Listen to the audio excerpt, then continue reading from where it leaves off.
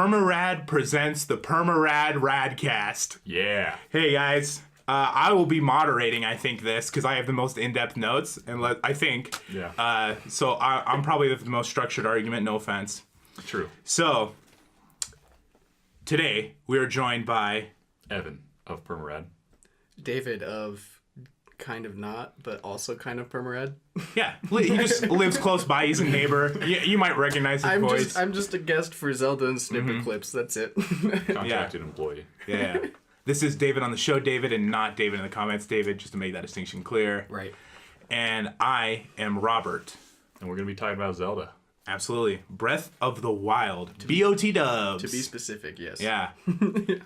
One of the greats. Yeah. I guess we should start at maybe an overview. Yeah. Well, first off, I think we should say our Zelda background, because I think we all have different absolutely. Tastes. Yeah. So I, Evan, have never played a Zelda game. Except that first hour of Ocarina. So I've dabbled in Ocarina and Wind Waker. Just they didn't grip me. Mm-hmm. But did you get it on the Wii U? Yeah. Wind Waker? Yeah, and Ocarina on 3DS. Excellent. So David? I started out playing part of Ocarina of Time at my cousin's house. And then how old were you? 10, maybe. Okay. And then early. The game, early indoctrination. I've always enjoyed Zelda's concepts and stuff, playing them at friends' houses, but I've never owned a Nintendo console. Oh, okay. Until recently. So I've played Twilight Princess, Ocarina of Time, Wind Waker, and Skyward Sword. And of those, Wind Waker was my favorite. Okay. With the others close behind, except for Skyward Sword. I didn't really enjoy it, but... That's... Oh, and... We'll get into that. Yeah. And Four Swords Adventures. Oh, all right, buddy. So I have just the most scattered weird history with Zelda, because I played the very original one at a buddy's house on the NES for days. We never made any progress because that game is kind of nonsense. Yeah. It's impossible to understand anything in there. You can't even understand, is that a boomerang or what? It's hard to even understand what the items are. Is it what is this gold coin? How do you... Anyway. So I played the original one, didn't get anywhere, so there's not much to note there. And then I played all the handheld ones. I think I played the Adventures, the one that came out immediately after the original one on the Game Boy, Link's Awakening. Played Link's Awakening. Love that. That as basically my intro to it. I love that game. Then I played Minish Cap, which I really like. Yeah, everybody's gonna hate that, but I do love Minish Cap. I love Phantom Hourglass, and I like Spirit Tracks. I like the Toon Link stuff. Yeah, I think it's fun. That's why I like very enjoyable for me. People always complain about using the stylus to move instead of the D-pad and everything, but I liked it. Yeah, you get used to it very quick. I feel. And then I retroactively went back and played some of the other games, like Link to the Past, Majora's Mask. I played Ocarina of Time most recently on Evan's 3DS. And then just to clarify, you played it on my Switch, Breath of the Wild on my Switch. Yeah, I'm the only one with a Switch, so I've got probably more time. That's true. Wow, really? Maybe. I don't know. I got 65 hours, I think, on my profile. Oh, I don't know. I don't remember. I feel like I have more than that. You might. Anyway, which is stupid. I should not have more time than your Switch. Anyway, I'm trying to think where the only console Zelda game that I played on its release was Twilight Princess. Love that game. Had a Wii at the time. That game's great. That was really fun for me. And then did not play Skyward Sword. You don't need to. Yeah, I think that's it. I think I covered everything with my background. Okay. So now you know who we are, where we stand, where we're coming from. Yeah, mine was way too long, convoluted. It's all good. Yeah, let's talk about this great game. Cool. So take us in. I figure... I don't know. Do you guys want to start with the beefiest subject, or do we want to go little, big, little? Or do we just want to go big, little, little? You're the moderator, man. Yeah, whatever makes sense. Bring us in. I feel like we should start with the biggest one because they're all kind of interconnected anyway. Got it. Also, by the way, spoilers. I don't know. Guys, before we get into this. It's been out a while. Seriously. It's been out a while, but also, Hey, don't yell at us about spoilers, all right? It's just Spoilercast. All right. It's a Radcast, though. Yeah. That may or may not. It's a PermaRad presents Radcast. Anyway, so we're going to start with the world. Okay. All right? So right off the bat, I want to say it's fantastically well designed. Speaking of big and beefy. It is. It's so beefy. There's nowhere where I'm like, why does this exist? Yeah. Like, why is this mountain here? It's like, oh, there's all of these things. That's something I was concerned about when I pre-release hearing about how big it was supposed to be. I was like, there's no way they can fill that. Right. But there's stuff to do all over the place. And the environment's super unique. Like, a lot of cool structures and, like, formations. I was always looking and seeing new stuff. It's varied. It's very well varied. Well, and you can see in some of our episodes how distracted you can get. Yeah. You're like, very easily. I'm going to this tower, and then you're like, oh, yeah. Well, there's a shrine. Oh, they space the landmarks very well. It's pretty good. Yeah, and they reward you for it. Literally anywhere you go in this game, there's a Korok seed. Yeah. Or something. Or a shrine hidden. Yeah, shrine, Korok seeds, just random side quests that are still like fun and endearing. Yeah. Even though some of them are like fetch quests. And by the way, I think like 70% of the side quests in this game are veiled shrine hunts. Because, oh boy, are some of them hard to find. So, I mean, yeah, I just have some like really cool moments that I like. Like, I was coming out of Kakariko Village and just climbing on the mountains, and there's this like lake formation at the top of a mountain, and there's a cracked in the middle. It's super shallow and there's no water in the middle of it, and you just see this one guy wandering around the lake, and you walk up to him and he's like, hey man, I came over here to Sweetheart Lake, and I'm not running into anybody, man, and I just can't, I've been looking for love my whole life and I just can't find it. And it broke my heart, and then I walked away from that guy, and I'm like, man, so many people are never going to see that ever because there's no side quest. I don't think I saw that guy. Yeah, exactly. There's no... And then it made the moment even sweeter when you find the actual Sweetheart Lake. Yeah, I found that. Yeah, and there's the Gerudo and the random Hylian guy. And you have to pair them up because the Hylian guy's super beta. And you have to, like, bring a flower from him to the Gerudo lady. Yeah. And that was funny because... Like, it was really funny. He, like, offered you 20 rupees for all your hard work. And then the Gerudo lady's like, are you serious? You're only going to give him 20 rupees? Yeah. Cheap ass. And so, yeah, he coughed up, like, 100 more. Yeah. So great. I love... Yeah, all these little moments are excellent in the game that you have with all these side characters. Ultimate matchmaker. There's also, like, there's just a lot of really cool side. Like, I think of the shield surfers. Oh, yeah. Guys. Yeah, you meet, like, two guys, and they're on a hill. You smack the and lip. Yeah, and one guy at the bottom of it. They made sure that you can, if you get anywhere near this, you're going to see one of them. Yeah. You're going to see the guy at the bottom of the hill who's like, hey, man, there's a guy up there selling shields, and he's like a shield surfer pro, and we're just, shredding up gnarly land around Hyrule. So gnar. Yeah, so you can talk to them. And then the guy at the top actually talks about a female shield surfer who's better than both of them. Yeah. And you meet her, and she's outside the, like, Rito. She's in the sand area in the Rito. Yeah. And she's dope as hell. And she even has, like, an arc that she talks about where she's like, hey, I used to be super into shield surfing, and it didn't matter. Nothing else mattered to me. I dedicated myself wholly to shield surfing. And now I'm kind of just like, it's a fun pastime. And those are how you have to, like, answer. Like, she'll be like, hey, do you like shield surfing? If you're like, yeah, shield surfing is my life. She's like, I don't know if my training is for you. But if you say, it's fun, then she, like, keeps going. And you just have this, like, really fun, like, race. It's a time thing where you can surf down a hill at a certain like, time. Alternate between paragliding. Yeah. And stuff. You can do anything to get down the hill. It's really cool. And I think you touched on something really cool about the world is that those two guys just mentioned her, and then you just eventually find her, and you're like, oh, wow, this is how it connects. It wasn't like they were like, hey, here she is, and they dropped a point on your map. Yeah.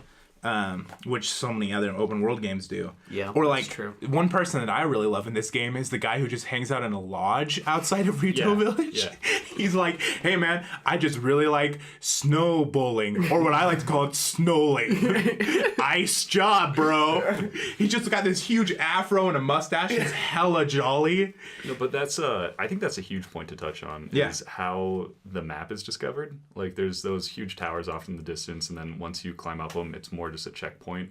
Yeah. Like in a lot of other games like Far Cry or Assassin's Creed or something, like if you unlock a tower, it'll just show you where everything is on the map. Yeah. But this, it's just like, oh, well, you can see more of the map and teleport here, but you still have to go find everything. Exactly. Yeah. It just gives you the geography. Right. It basically gives you everything that you can see from the tower. So it makes a lot more sense. It's a vantage point. It's like practical. It's not like an Assassin's Creed where it's like, oh, in that house over there's a chest. You gotta be like, oh, okay, all right. And then that also makes me think something we touched on early in the playthrough is how this game, unlike previous Nintendo titles, it doesn't hold your hand through the whole thing. That's so true.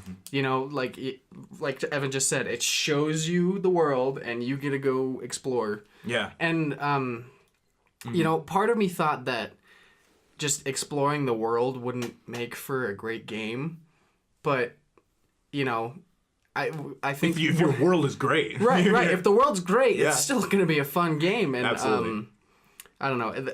I'll talk about it more when we talk about the Divine Beasts and stuff, but I just think it's a good direction for Nintendo to be heading with, you know, less babying, because Totally. I've been frustrated in Nintendo games where they're like it's supposed to be like a hint, but they tell you exactly how to do something. Yeah. And you're like, oh. And That wasn't fun. Yeah, for sure. And speaking of Sheikah technology, this is something that I care about in video games that very few other people really care about, and that is context in video games. So, especially for open world games, when you have a map, it makes like zero sense. Especially like because you have a HUD and everything, you're like, what is even happening here? But you have the Sheikah slate, which is great because it's like, oh, the map is here. Yeah. Like, this is what you're looking at. These are the points, and that's how you got the points. So, like, when you bring up the visor or whatever and you mark points, you can only see those points when you have the slate up in front of your eyes. Right. It's not like, oh, now I see it in real life, because that wouldn't make any sense. And they have an option to turn off the HUD. I think they call it like the pro mode. Yeah. Yeah.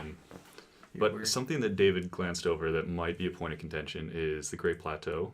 Mm-hmm. I thought that was a great tutorial, like really good. It didn't feel like a tutorial. It was just the game, just a smaller scope.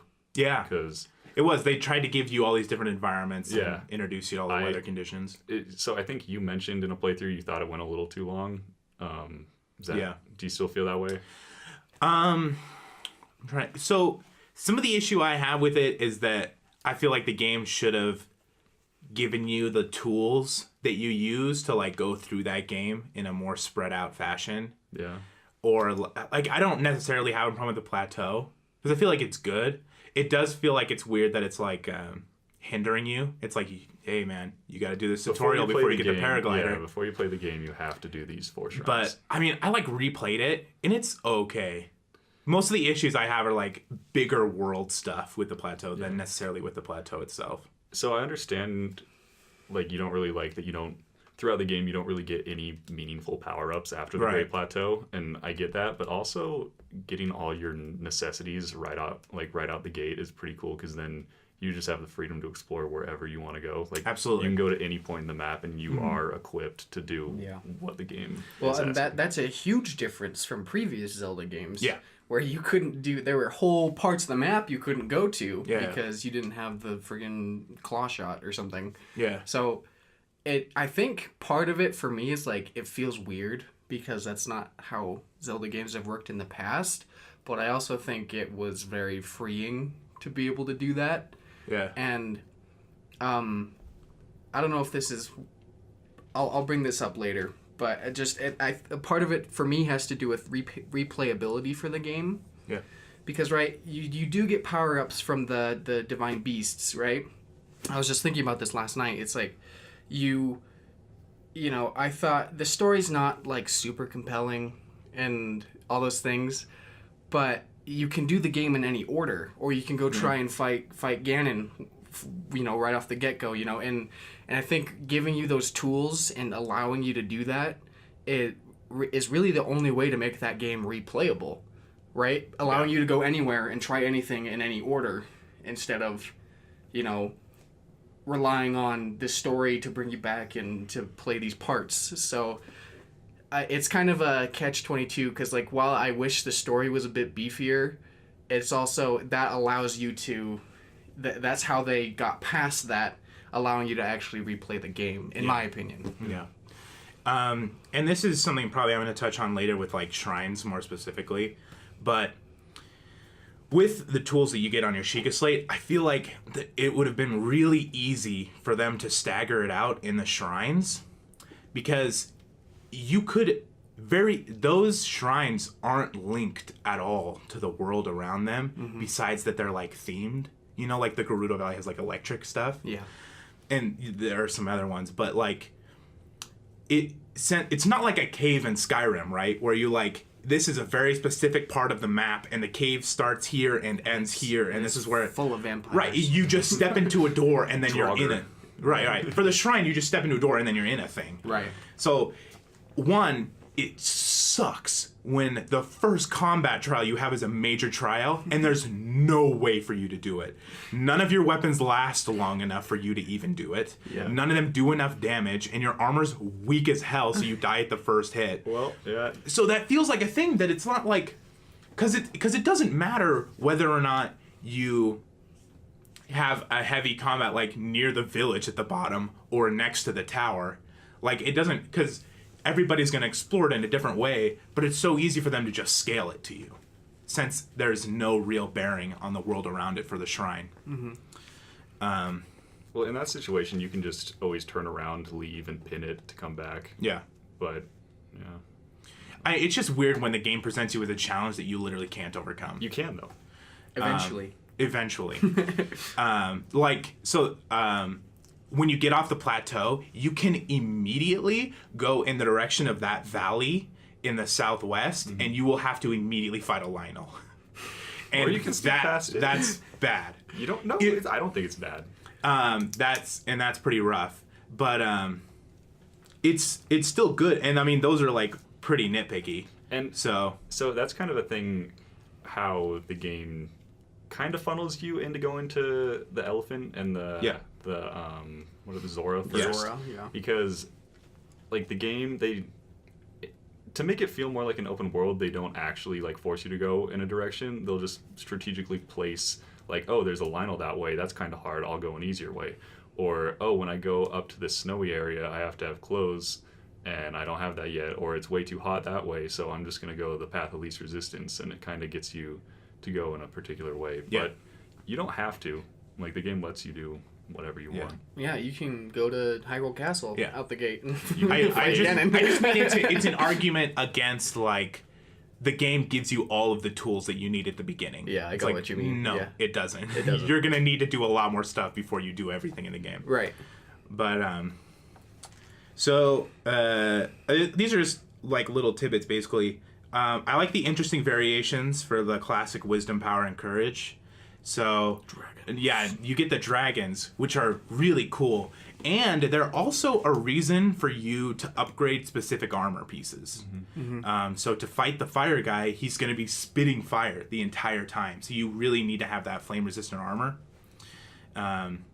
But I'm bummed you don't get to kill them. I was kind of underwhelmed. I know. I thought for sure you could kill them. Because I thought the shrines of like courage, wisdom, and power were gonna be a lot bigger of a deal, and it really wasn't. It's just, oh, here's a shrine. If you drop a scale, then it unlocks a shrine for you to get a blessing behind it. It's like, it's just a blessing. I mean, I've never played a Zelda game, and I've heard like, I mean, that's a Triforce, right? Yeah. I thought that was gonna play a major part, but it was just kind of That's actually shrine. Right. That's something I didn't think about, is how little the Triforce is mentioned. Is it even mentioned? It does not build very well. No. It's very much, they kind of just dumped all the lore on Zelda. Yeah. They're like, hey, this is just everything that you know about a Zelda game. It's in these little memories. All your friends are dead, and Zelda's in the castle. Yeah. She's got the Triforce on her hand. That's all you got, guys. Yeah.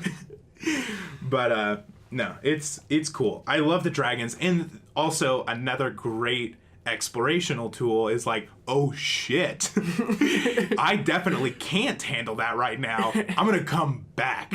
But you just end up shooting a scale, which I tried to look up as little on the internet as possible playing this game, and I tried to like land on the dragon's back, and that doesn't work. No. I had to look it up. It's like, oh, you just shoot them with an arrow and then something falls off. That's their purpose. Yeah. Because you get the armor, you get the fully resistant armor, so that you don't take any damage when you're on top of them. hypothetically. So you could do it, like you could have a straight up Shadow of the Colossus moment where you're just climbing up this dragon like to the head and like stabbing in the eyeball or something. And, you know, when they disappear, they go up into the sky. There's like a portal. I thought there was going to be like something to do with that. Like you hold on and go up. Yeah, you have to go to the realm of dragons. Yeah, because I mean that's another Zelda thing is like Light World and Dark World, right? Yeah. Well, that and also like Twilight Princess, you go to the city in the sky, and like there's all kinds of stuff like that in Zelda. And Twilight Princess pretty much has a Light World, Dark World. Yeah. Oh yeah. I didn't even think about that. Twilight. Yeah, it does. It does. It is a Twilight Zone. Anyway, this was something that I didn't come up with, but I heard, and that is that the game should have just started 100 years ago, because one, as far as telling a story, the memories are just dumps. Yeah. they're either, well, they're two things. They're either dumps or they're just endearing moments. Like, hey, Link and Zelda have this really cute moment. You like Zelda, right? So, and it's not bad. I don't think they're necessarily bad. They're another reason for you to explore the world. And they look cool. They're like, hey, they're glowing and whatever. But I think if you started it 100 years ago, everything would be way more impactful.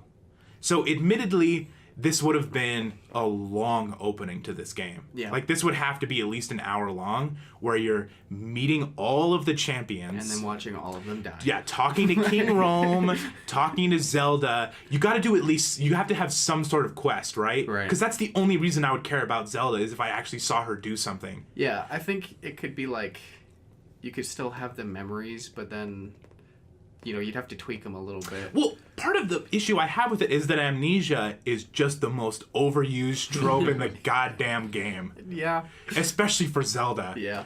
But, That's very true. so it would have been so cool. Instead of the first time you see the champions, it's just as a ghost. If the first time you saw them, they were like live and vivacious and you had a conversation with them and you like went on a quest with them and actually did something, when you saw them as a ghost, it would hurt. Like you would feel that a little bit.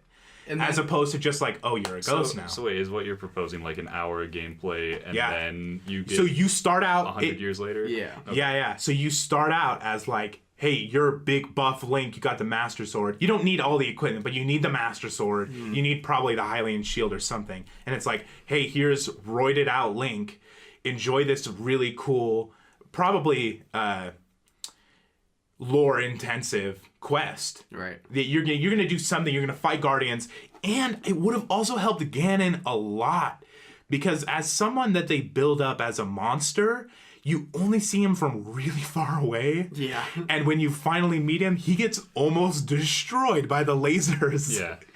But And the final fight's not that. But if 100 years ago you had tried to fight Ganon and he had just decimated you, it would have been really cool to build yourself back up to that point. Like, hey, Ganon, I'm back, bro.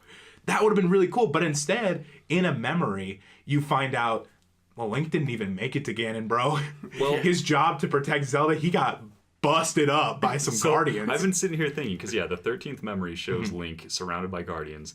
That would be a really fun, like, if you're doing the whole hour of gameplay first, you fight Ganon, he beats you, you start to run away, like, all the Guardians are overwhelming you, and I'm thinking kind of like Symphony of the Night, like, you start the game with all the powers, like, you're super maxed out, super strong. Or Danny Phantom, GBA.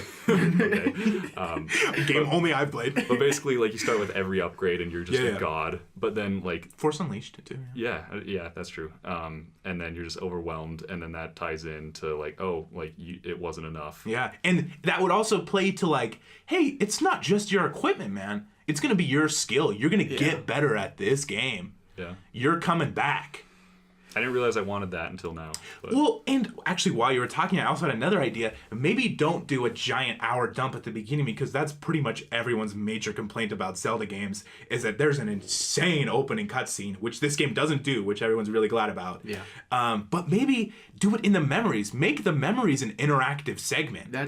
Which would be so cool. See, yeah. That's being able to choose your dialogue options, being able to actually fight these Guardians when you have probably only seen them from afar in the game. Being able to actually do that is really cool, and I think it encourages you to keep going.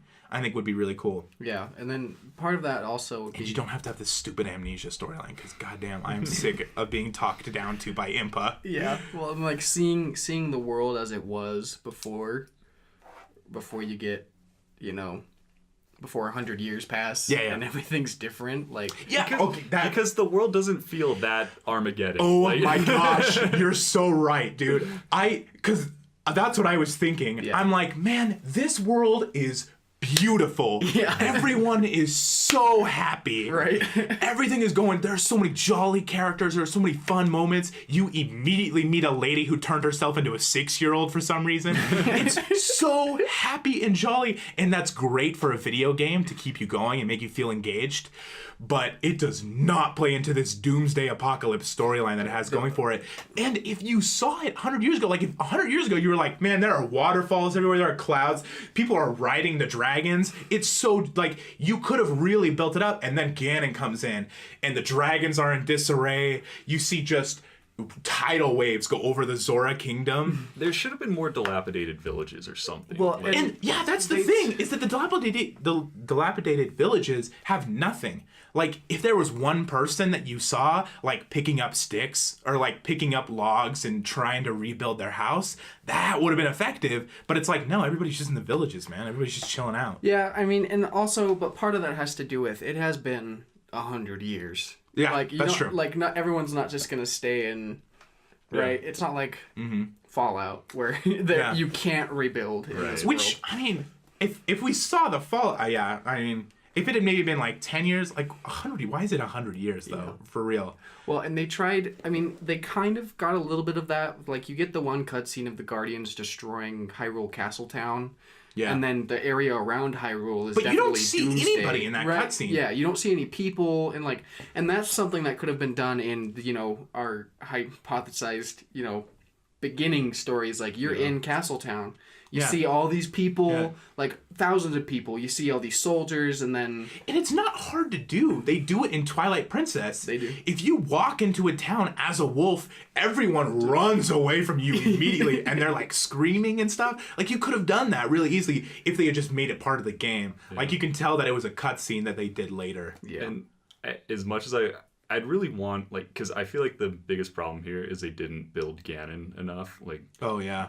But part of that is, since it's rated E and it's a game for kids, they can't show him like massacring the villages and killing all the soldiers at Hyrule Castle. Unfortunate. Yeah, it's unfortunate because that would have been impactful. But I don't know. I don't need him to like rip somebody in half. But I need him to, like, push Zelda over. Basically, he's just a squatter. Like, he just shows up at the castle. He just shows up, just surrounds the castle, and then, That's the only bad thing he's done. He screams at you when you fight him. He reanimates the enemies. The Blood Moon. Yeah. Which, I am so goddamn sick of seeing that cutscene. And why does it feel like, and this includes the shrines, why does it feel like when I skip a cutscene, it takes longer than watching the cutscene? Because it's bad, dude. It's not, same with cooking. Yeah, like everything. Oh my gosh. The cutscenes are short enough to where it's just not worth skipping. Just listen to the jingle. Listen to Hetsu dance. I would never skip that. This maraca. Yeah, that was good. Well, when you do it 50 times. Anyway. Okay, so this is a larger point. Maybe we'll talk about shrines now. But part of the reason I don't like the shrines is because they're super disjointed, and it feels like they're building to something, and then they just end. Yeah. Like, one that I really like is where they have these suspended spheres of like concrete, and they're hung up by ropes. I guess you probably didn't see this. Nope. But when you go into the room, there's just one, and it's held up by one rope. So you cut the rope with an arrow, and it falls on a button, and then you move on, and then it branches off into two. And in one of them, it's suspended by two ropes, and the button's under it. So you have to cut the rope. so you have to stasis it, and then cut both. Yeah. Because if you just cut one, it'll just swing in the other direction. And then there's another one. Oh shit! What's the other one? It's like you have to get it in a specific direction, so you do have to swing it a little bit. Swing and then drop it. And... Yeah. The other one is you actually just have to cut one, and then it swings into the wall and hits that button. And then I'm like, oh, this is a really cool concept, and then it ends. Yeah. And I'm like, well, that's a funny more. thing, because you just described Cut the Rope, the app, like the $1 game. That's true. And that is true. That's kind of how I felt about shrines. Like, they're just like these little mini game. They're like, very simple. Yeah. It's like 1-2-step puzzles. Yeah. And I mean, I thought they were cool because they're so varied. Like, it seems like... Right. There's a lot of concepts there. Yeah. There's a lot of ideas that are really cool. And they use the tools very well, I feel like. Yeah. Look out for Zelda Shrine Quest coming to iOS and Android. Oh my gosh. It's what it felt like. But I can see why Yeah. you wish they would build to something. But at the same time, they're so optional. Like, you wouldn't want it to build to something and then have someone show up at the Divine Beast and have no idea what they're doing. Right. But here's the thing. There's 120 of them. Yeah. So they could have afforded, I feel, to combine a couple of them. Like, it makes sense for them to be really short for, like, the motion ones. Like, you know, the golf club mini golf Super Monkey Ball game. Like, optional third thing for the motion ones. Because they're like, I understand people might not like motion controls. But here's a little bit more. Yeah. But, so it makes sense for those ones. But, like, ones that are simple concepts that build slowly, I need them to be longer. And because they could be really cool. Like, it could be like this crazy moment like we have in other Zelda dungeons where we're like, oh my gosh, where you're finally like looking above a puzzle and you're like, oh, I see it. I see the line. I see everything I have to do in this moment. And then you have to do the execution. And then it's, Here's an idea. Kind of out of left field. You can tell me if it's stupid or not. Yeah, I will. But Yeah, probably. just from what you were describing, right, you get the orbs. Okay, and you can either decide to use them to upgrade your health or stamina, or there's like a big hub, like shrine hub. You can use orbs to open new parts of it, and it's like a dungeon that you go through incrementally. Yeah. I don't know. I just thought of this right now, but It's like a gamble. It's like, do you like invest your shrine things? and then you get things as you move spirit orbs? through this big dungeon. Right, and you can come back anytime you want, and then you get a little bit more of an actual Zelda dungeon. So here's what I do suggest, and it's that one, you just make really big ones, because like for some of them they have insane shrine quests. Like there are a couple, like there's one where you have to beat 3 giants. Yeah. And you have to take a thing from their neck, which by the way you can stealth and is really fun to stealth, but one of them you can't because there's a ton of enemies around them. And you can grab the thing from their necklace and take it up and drop it. And there's 3 of them. Yeah. And you get in there. And it would be really cool if instead of a shrine, that one was a dungeon. Yeah. And then you went in there and it was like, all right, bro, we're doing it. Buckle up. Now that I'm thinking about it, there should be an in-between. There should be shrines, mega shrines, and then divine beasts. Like, it should be shrines, dungeons, divine beasts. Yeah. Yeah, because, I mean, I understand that you have a gripe with having 120, but at the same time, they really fill out the map and make it feel like there's something around every corner. And there is a thing to be spoken for, is like when you beat a dungeon, not only are you beating a dungeon getting a spirit orb, you're unlocking that part of the map. You can just teleport there now. Yeah, shrines are easier to explore. Well, yeah, I think the main thing is like all the things that we can nitpick about the game, I feel like we're probably thought of. But I feel when I look at the game as a whole, it's big. Mm-hmm. Yeah. And and you can have issues with the story or anything, but I think just getting all of what they got done is a big deal. It's easy to poke holes retrospectively. Yeah, and it's like you see all this and I think that's I think it's a credit to the game in a way, to where you enjoy all this so much that you want to add to it, right? You want more. Yeah, I feel like it's a little bit of a missed opportunity. But that's why I'm so butthurt about it. Right, and I just think if they added in things like what we're talking about, we would have waited another 2 years for the release of the game. I'm super happy with what we got. Yeah. But for the next Zelda game, there could be a lot added to it. You know what the big man Shigi Momo says? No. Shigeru Miyamoto. Shigimomo. Oh, okay. Is a rushed game is forever bad, but a delayed game is eventually good. It's true. And Breath of the Wild got delayed a lot. Oh, 2 years. My gosh. Oh. It was like Coming 2015. We've been watching trailers for Breath of the Wild for 4 years. Before the Wii U came out. They were like, check out on our new console. We're gonna have this like awesome spider. We got boss. 0 Zeldas for the Wii U. Yeah. Well, Just ports. Breath of the Wild was on Wii U. Technically, it's on. Yeah. Count it. Yeah. But I think, all in all, the game leads me to be very excited for the future of Zelda, because,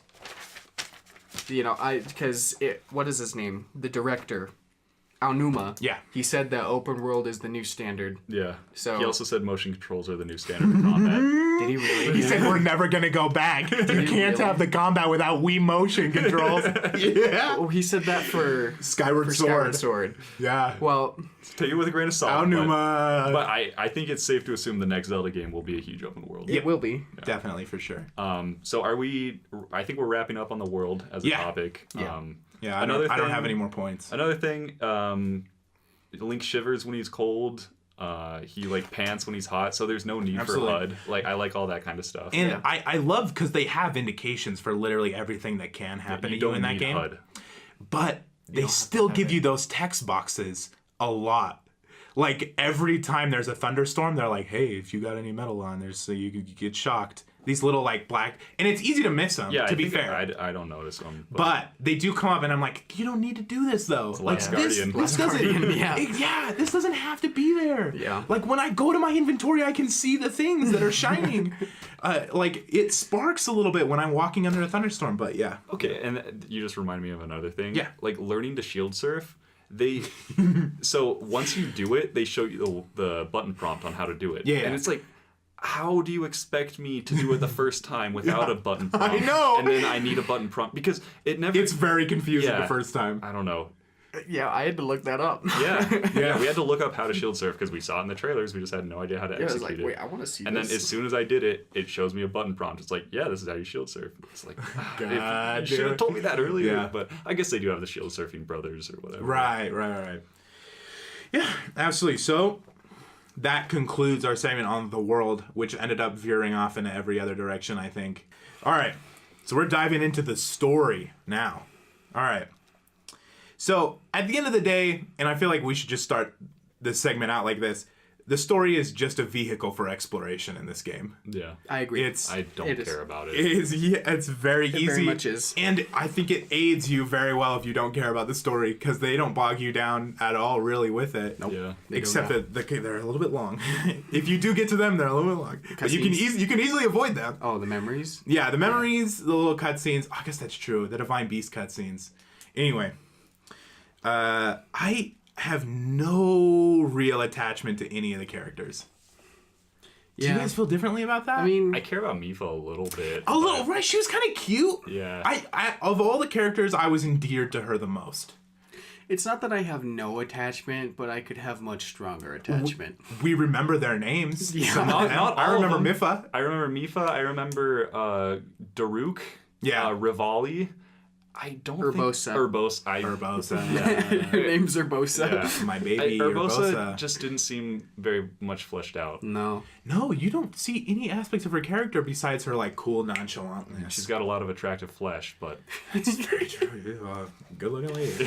I feel like a great frame. something they could have done to flesh that out is like, if you're not going to make us care about these characters, at least make us care about the ones that are alive right now. Right. Like the Kid or the- Urbosa. yeah, whatever Prince, her name is. Prince Sidon. Yeah, or I liked Prince Sidon. He was a Yeah, memorable he character. was a jolly guy. Yeah, or the- I loved seeing his teeth flash when he Yeah. smiled at you. He's a cool, jolly or guy. the Gerudo Queen, whatever her name is. I can't remember her name. Oh shoot, I that's didn't play right. enough of the game, but Yeah, the Wally character.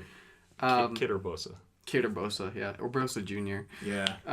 You know, like, but again, this kind of comes back to what I said at kind of near the end of the last one is like, I get why the story is lacking.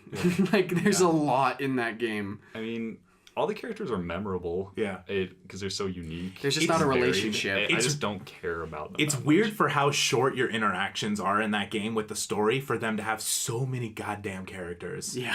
Like, if we had just had half, like, if we had just the new characters and they ascended to take control of the Divine Beast. like the sages. Yeah. The sages in the previous games. Or just the old characters we could have had a lot of time to build up these characters and Yeah. have their scenes be more impactful and, you know, your general connection to the story a little bit deeper. Yeah. Well, and that's something I loved about Wind Waker was you Tight cast. you well, and you go through Except for the islands. you go through meeting, you know, you meet Medley Yeah. and Makar and stuff. And that's on your journey, the first part of the journey. And then the second part of the journey, you're like, oh, I got to go talk to Medley again, right? And it's like, I don't know. And that's kind of how it happens in like Ocarina of Time and stuff too. But I really enjoyed that because it's like you actually, the characters play a purpose. Yeah. And instead of just, oh, we need someone to drive this divine beast, you know? Because it's like, right, you're supposed to have a relationship with them, but they never establish it anywhere. And that's something that, you know, having the game start earlier, you know, before you go into a coma could have helped with. Yeah. I just realized I had to cross out a huge section where I talk about, hey, we should have started this 100 years ago. Anyway, maybe we can talk about this, is the voice acting a little bit, because it's all over the place. Like, for the amount of ways that a character can talk to you, it's insane. Like, you have your classic mannerisms, your hi-ya, those are great moments, by the way. And as something that is in a lot of Zelda, the most modern Zelda games, where you have these like little tiny moments, these like perfectly voice acted like tiny second snippets. Endear me to the characters way more than like Urbosa's long drawn out dialogue talking about you or talking about Link and Zelda and like that was nonsense. The but like telescope guy in Wind Waker. Yeah.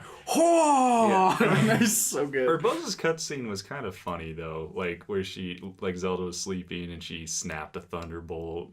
Like, that was a little endearing. I thought the voice acting there was fine. The sync is really bad though between their lips. Yeah, because it's dubbed. It's bad. And maybe it's way better. In I just wish they had like picked one. I wish they had like gone with the classic Zelda style of like, hey, here's a little thing. These characters do actually have voices within the game, but we're just gonna represent it with the text box. Or they had voice acted everyone who talks in that game.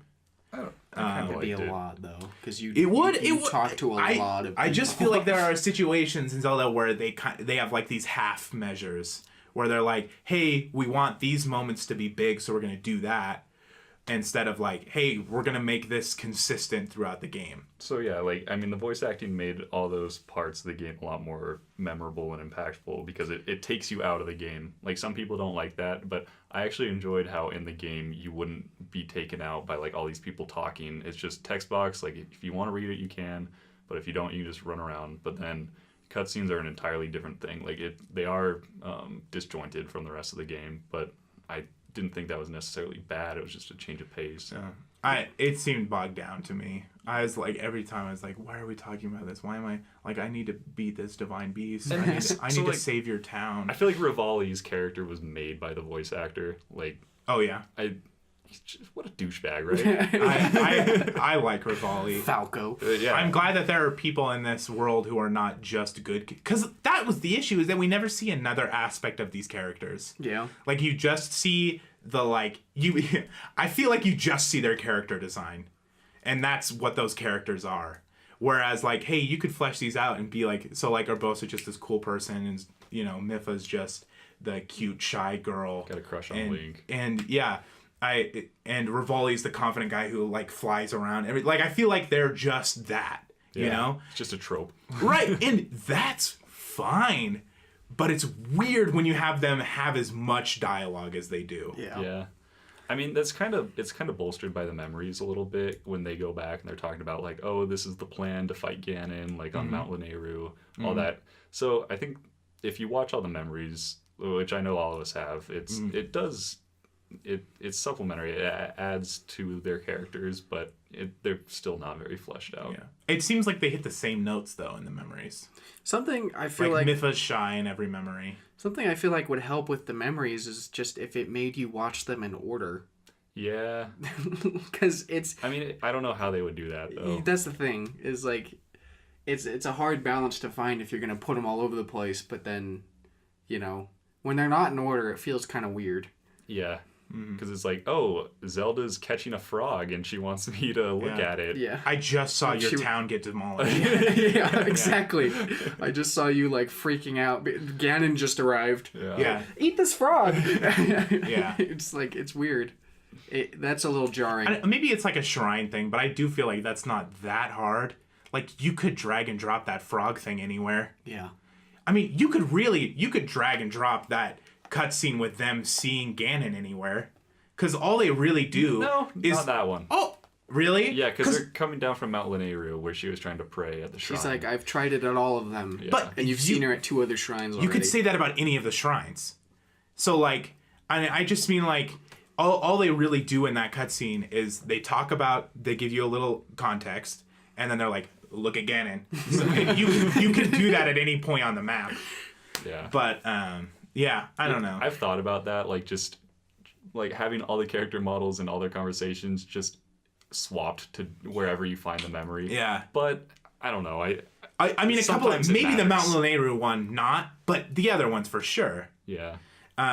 Yeah. I thought it was fine how they did it, but, yeah, to David's point, it was kind of weird that there was no order to it. I guess you can follow the order, like 1 through 12 in your... If you know it already. in your Shiga slate. Oh, yeah. Well, because it does show it does to it you. do it like that? Yeah. Oh, okay. I've never looked at them in that order. I don't know if that's more coherent, but I assume it is. yeah. I don't know.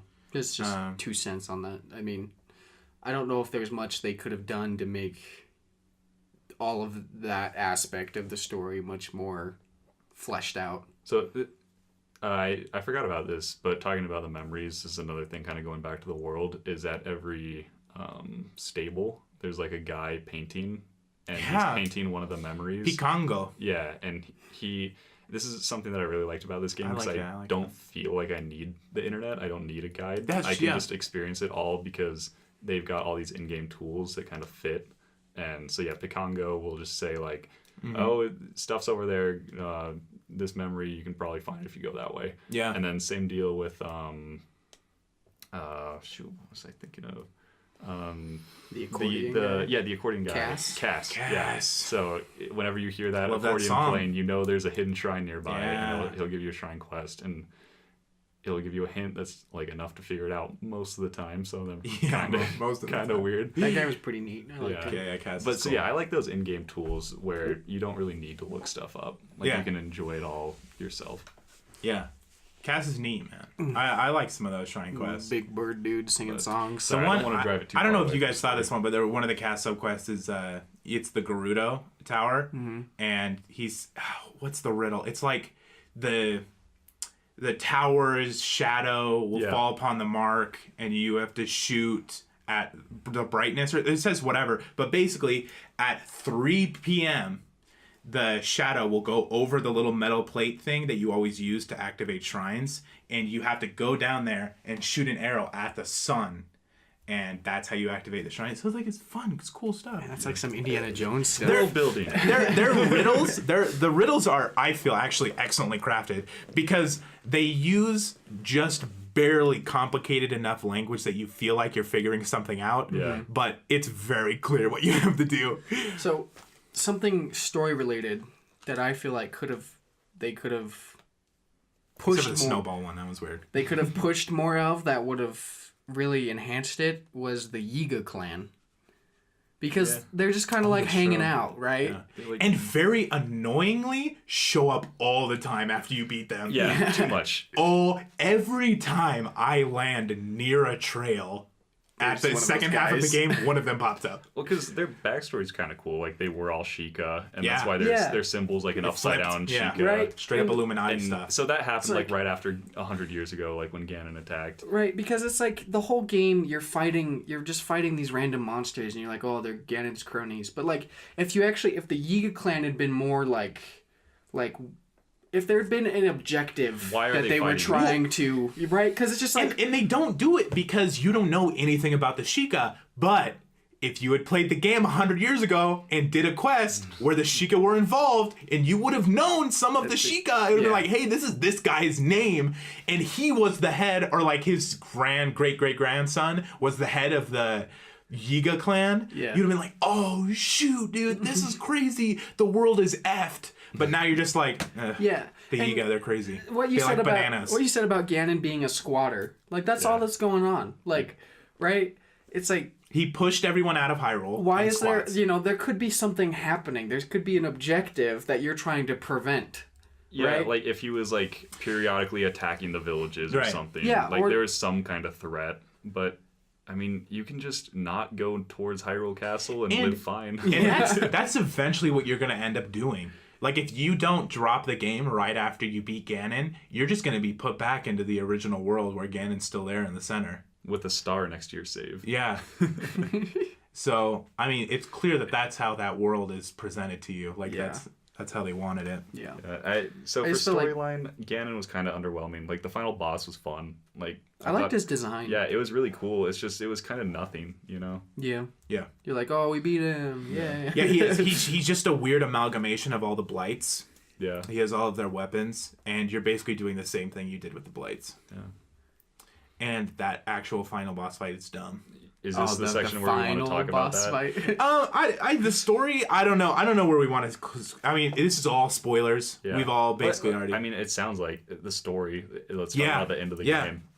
Like, Where do you want to go, man? I'm a big pig. so I thought that Yeah, it's a big cutscene where if you did get all 4 divine beasts and they all like Dude, it was badass. they get their lasers It's so and cool then because attack. they don't just fire it straight up at him. They all hit it at the same They time. fire it into the spire and it funnels down and it's really cool. That was and I thought that was it rains down on him. Oh, amazing cutscene. so cool. And it's an interesting way because like you're going around doing all these I guess optional main story quests to get the divine beasts, and then it pays off in the end because it knocks down the final boss's health bar by a half. But then I don't know, I've seen a speedrunner play it and it's just a lot longer. Like the divine pretty beasts much the really same fight? aren't necessary. Oh yeah. You just have to fight all the blights. Yeah.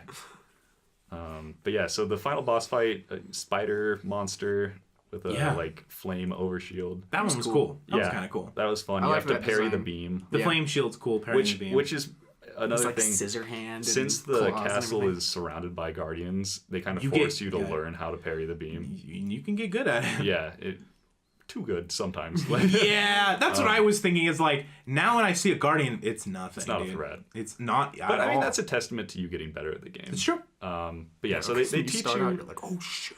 You just like yeah. run. I don't know. They teach you how to fight the final boss. He doesn't bring anything new to the table. Yeah. Right. So the flame cloak things, but I mean, You just have to wait it out. Yeah. And parry him back. yeah.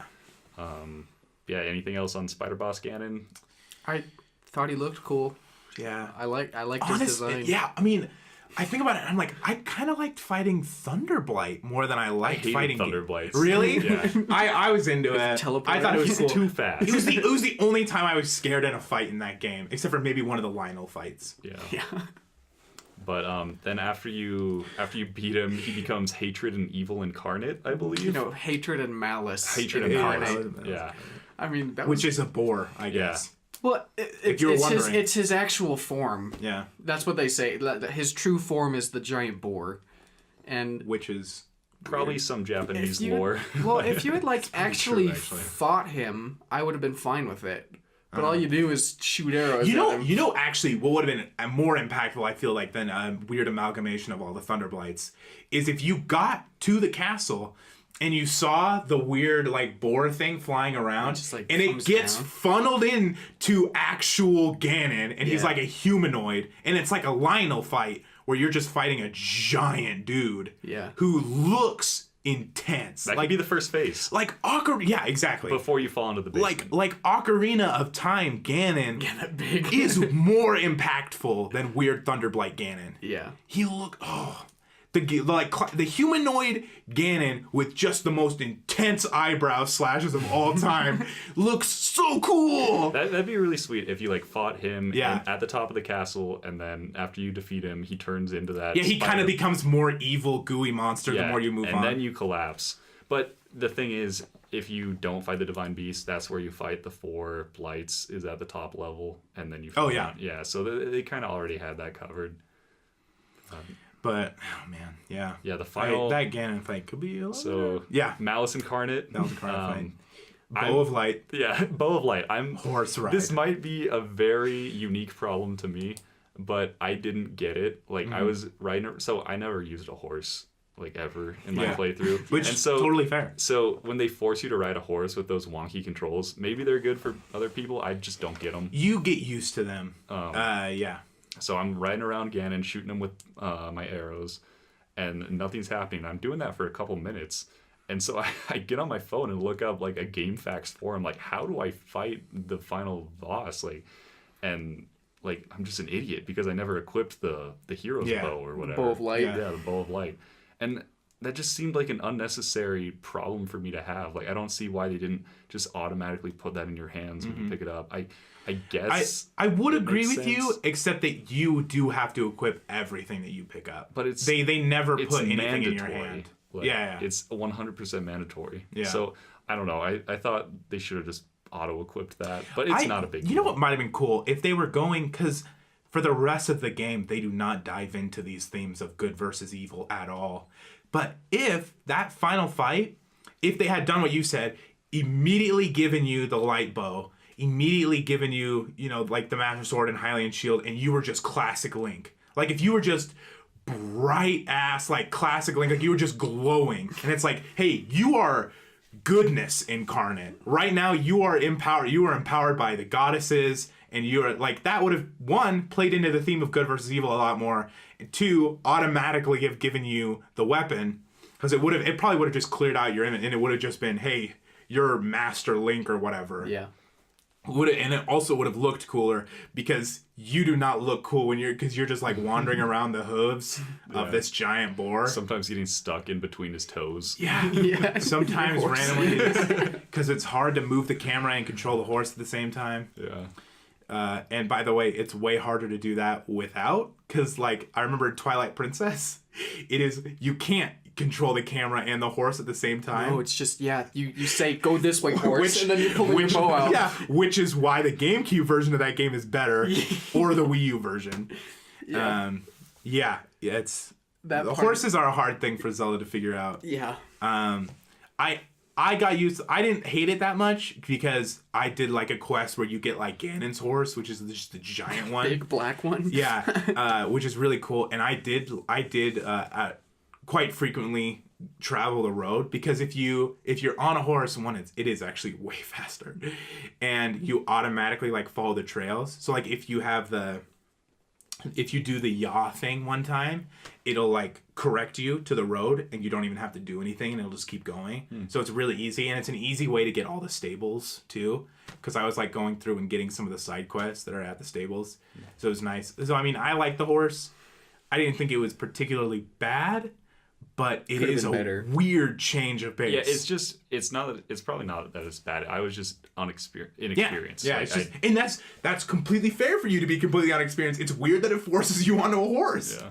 It's like, hey, you probably played the game climbing the entire time. Here's a horse, buddy. It'd be cool if you could climb. With a horse? Just that Ganon thing. You gotta climb up on top of it. Like Legolas killing the Mameluke. 3 arrows to the head. If you had to run around, it would have been way more scary. Yeah. It would have been like, I can barely run out of the way of this beam in time. When we played it, we got hit by it once. Yeah. Which would have been a cool... threat. Yeah. There's no threat there. It would have been a cool reward for somebody who had used a horse. If like, hey... this is going to be a lot easier for you not having to run around if you just had a horse. But yeah, even if you never got a horse, it just automatically gives you one. I just feel like they could have done more with that last, his incarnate form, because it's like...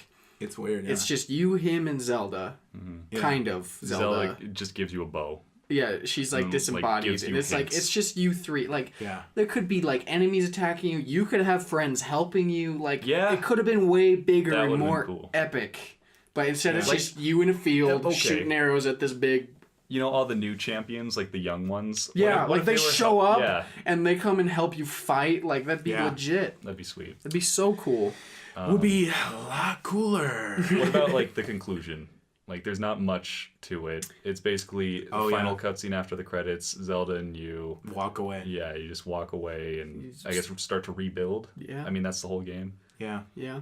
I mean, it's fine with me. Like, I don't Yeah. think It's just kind of the story just wasn't a big part of the game. Well, it's just an epilogue. That's the thing is like a lot of games like they'll end you after you beat the boss, and it's like and you just I've had this feeling of now what? Yeah. You know, at the end of games I've played. Yeah. So you see that moment of like all the ghosts, all the champions are on the top of a castle and they're looking down at Zelda and Link who walk away. Hey, that would have meant something if I had talked to these characters for more than a minute in a cutscene.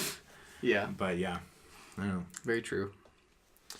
Yeah, so do we feel good? We feel like we've exhausted? That was the story. Cool. New section combat. Here we go. So the combat's rough. And I like that they have the systems of like parrying and guarding and dodging, the like perfect dodge or whatever it's called. Flurry rush. But they are janky. Like, I mean, there are times when I was nowhere near a spear thrust, but I dodged in time and it just gave it to me. Yeah. Or like I've dodged through a sword strike on a Lionel and it gave it to me. And there are times when I felt like I did it perfectly and it didn't give it to me. But it's so, I don't know. It's hard because at the same time you don't expect something like Zelda to have super in-depth 3D combat mechanics. But if you're going to introduce them, smooth them out a little bit. Like, I would have been fine if it was like, hey, each strike isn't as important. So you don't get a perfect dodge, but it's not quite as big a deal when you do get hit. Yeah. I would have preferred that to like some people one-shot you. Yeah, some people one-shot you. So if like the game screws up on your dodge at all, you're done. It's over, especially in early game. Yeah, remember that skull we went to? Yeah, the first on the Great Plateau. That skull. I do feel like that's why that thing exists. We got our crap pushed in by blue bokoblins. Yeah. No, I'm just so happy that we have a topic where I can actually talk about Dark Souls and have it be relevant. Oh boy. So yeah, okay, real quick, 3D like sword-based combat has less monsters than Dark Souls. One of the most linear games ever. Has fewer enemy types. All the enemies in Zelda are exactly the same, except they look different. Yeah. And they have more health and they hit you harder. Right. There's bokoblins, moblins, Lizalfos, and then like some random are exactly the same. Like they look different, and Lizalfos move a little bit faster. And they spit stuff at you, and they're a little different. I wouldn't say they're all the same. Like they have status effect, but they have the exact same animations. They were more different in previous Zelda games. They have exactly like Twilight Princess, right? They had different armors, and they had different weapons, and they had like some of the Lizalfos had the axes on their tails. And the only difference is like, hey, this person has a ranged attack, or this person has a melee attack. Well, and then you had the Dark Nuts, and you had Can we just say Octo Rocks are trash? I totally forgot. I hate those things. They're a bitch. Lionels are cool. Lionels and the monsters are, I think, the only good enemies in the game. Like the Taluses and the Taluses, the giants, and the basically skeleton giants. Yeah, the Hinox and I forgot what the skeleton Hinox is called. Whatever, doesn't matter. Yeah, but some of those Lionel fights are really memorable. Like I remember the first time I went into the arena. And by the way, that arena next to in Central Hyrule, next to the king, is very well designed. Because one of the issues with Lionels is that they have an insane amount of health. So if you don't have like 6 weapons, you can't beat it.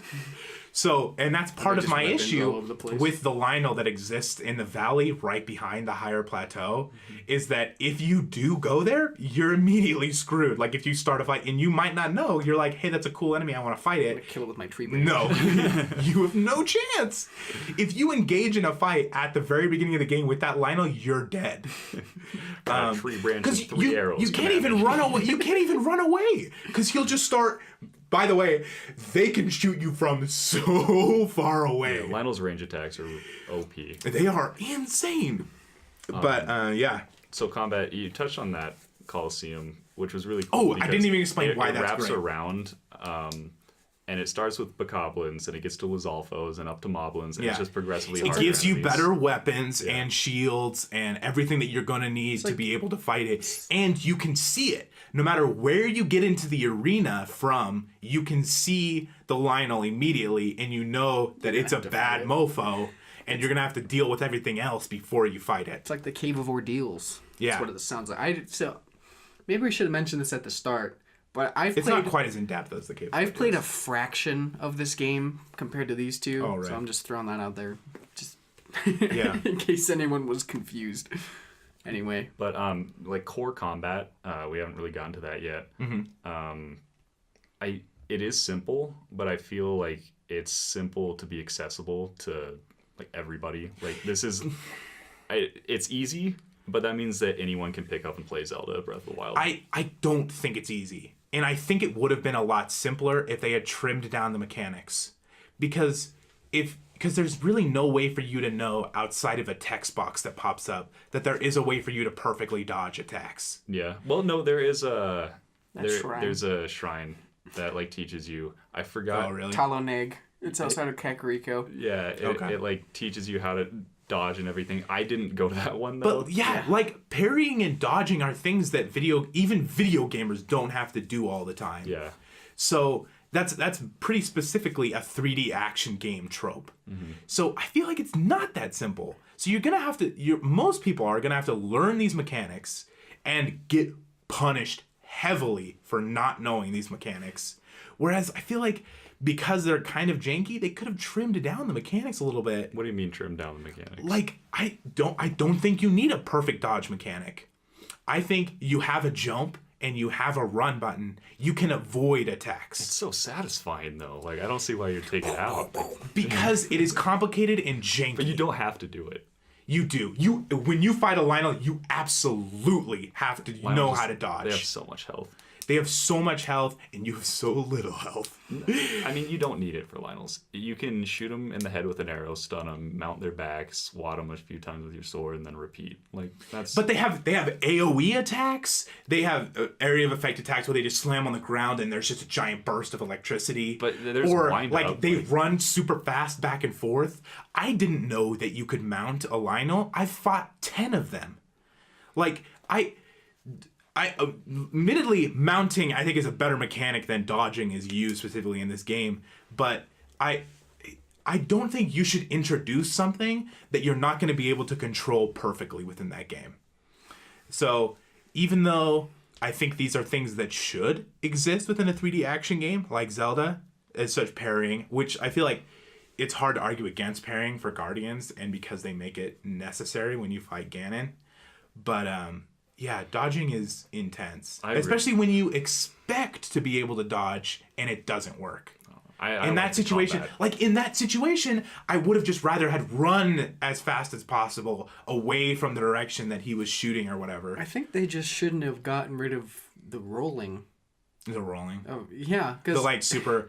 Yeah, so rolling. that is a thing in Twilight Princess. Rolling is Zelda, and they got rid of it. Yeah, in Twilight Princess, they go very specific on the types of moves that you have for combat. I enjoyed it. I thought it was great. The helm splitter, and you like do They're a flip cool. over the guy. They're extremely cool. I loved it. If you do it with a Wii remote, you will hate yourself because even in the tutorial, I find it hard to do. Yeah. Would you rather Breath of the Wild combat or would you rather Skyward Sword? Breath of the Wild combat. I don't. Yeah. By far. I mean, you got to take what you can Screw get. Skyward Sword combat. I hated it. Skyward Sword. Yeah, I know. But it's good. It's serviceable. Like I was able to get through a Lionel fight without getting hit. I never felt held back because of how Really? basic the combat mechanics were. I thought it was just enough. I kind of did. I don't know. There were times when I'm like, man, what am I like? I feel like there are times when I'm like, this is. Sometimes it's just broken, where I'm like I know exactly when to dodge all of these attacks, even if it's not when I'm supposed to dodge them. Like there are times when and this is super specific. There are times when the Lionel pulls his sword out for an attack where you can dodge it then instead of when he actually strikes. So it's like it's really weird sometimes. I mean, Dark Souls is an example of perfect combat, in my opinion. But the thing is, since it's so perfect, it's really difficult and punishing if you do it wrong. So that's why that game is so off-putting, and everyone thinks, oh, that game's so hard. It's just because they haven't learned the combat. And they made the combat in Breath of the Wild easy to learn. And it's pretty simple, but I still think it's fine. Like, I don't play Breath of the Wild. It's just that it's not as smooth as Dark Souls, but it's just as punishing. For the game it doesn't work as well. I think it's fine. It could be better, but I think it's fine. Yeah, I don't. Fine is a good word to put. I played Dark Souls. I played Dark Souls a lot of the part for the combat. In Breath of the Wild, combat's just a part of the experience. Like, I don't think it's as big of a deal to me, at least. And maybe this is a larger thing where I feel like there's no way for you to interact with most of the things in that game besides fighting it. I would have liked if they were creatures instead of monsters. Literally anything that can fight you in this game is a monster. And it's gonna fight you. That is gonna fight you and that you're basically supposed to kill. Yeah. Which isn't cool. I don't like it. I don't like it as much. There's but like wolves and stuff. But... They fight you, dude. Yeah, if you kill one, they'll run away. Oh, but I mean, it's like if you could, like, freaking go Ender's Game on it. I want to start a dialogue with the Bokoblins. And I want to talk to them. I want to be like, hey man, I just want what's in your chest. Yeah. If you give me the thing in your chest, I'll go away. Why would they sacrifice 20 lives for the one thing in their chest? But I guess the idea is that they're Ganon's cronies, and that their sole purpose is to be a dick. Are Lizalfos Ganon's cronies too? Yeah. Okay, those are all literally Ganon all the creatures. Yep. So if we're talking about combat, that brings me, I think, to the point of blood moons, and that enemies don't respawn until the blood moons.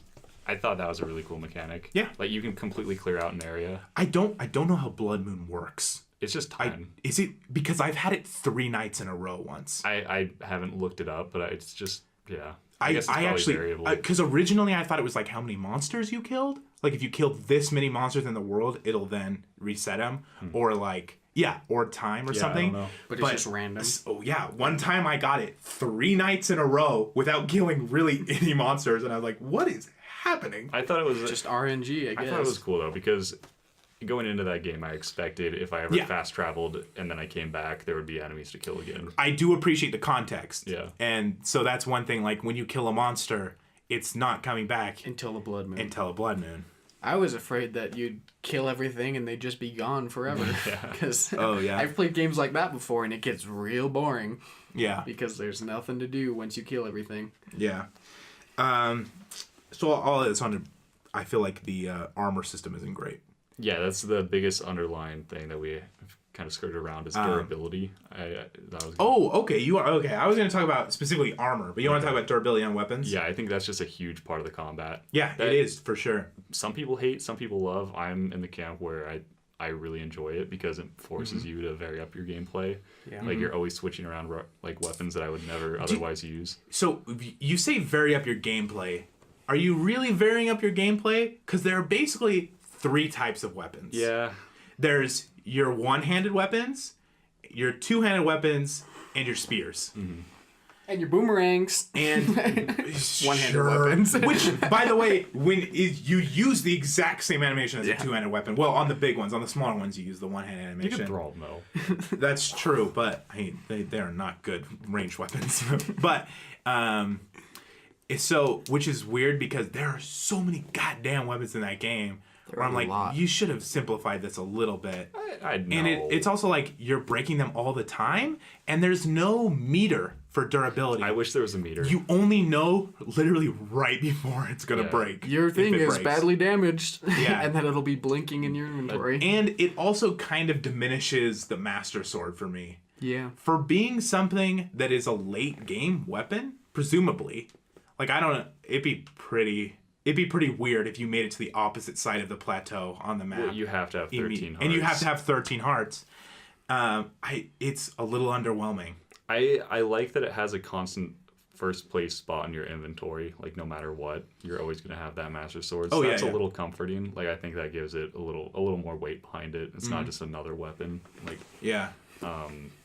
it does. It feels like I ended up just using it as like a resource thing. Well, because it's like in previous Zelda games, like when you get the Master Sword, you're just mowing down enemies. Yeah. Like as soon as you get the Master Sword, you're just slaughtering everything, and you're like, yes, the Master Sword. But in this game, it's kind of like, I mean, it doesn't Here's do... a one-headed sword that comes back. Yeah, if you're fighting mean things, it doesn't do durability, and like if you're... It's super effective against Guardians. If you're in the castle, it does more damage, like... And blights, yeah. Like it's but then it's just like... Other than that, it's just kind of like, it's another sword. Yeah. I liked it, though. It was a strong one-handed weapon. Yeah.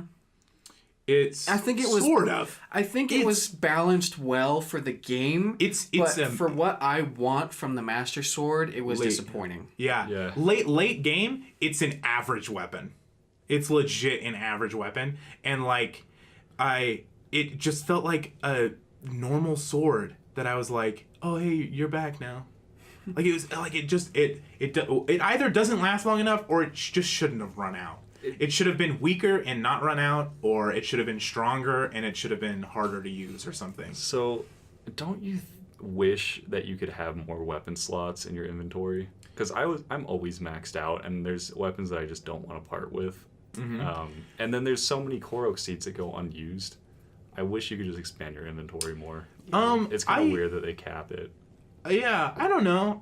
By the time I filled out that the weapon page, I ended up not feeling a connection to any of the weapons in that game, because it's like, hey, you're gonna break in 20 slices, so I don't know. It kind of diminished the actual weapons, whereas in Zelda normally you have these like super core things that you only get one of, but it's gonna last you forever and you can become attached to it, which I felt like was what the Master Sword was supposed to be. Mm-hmm. But it didn't end up being for me.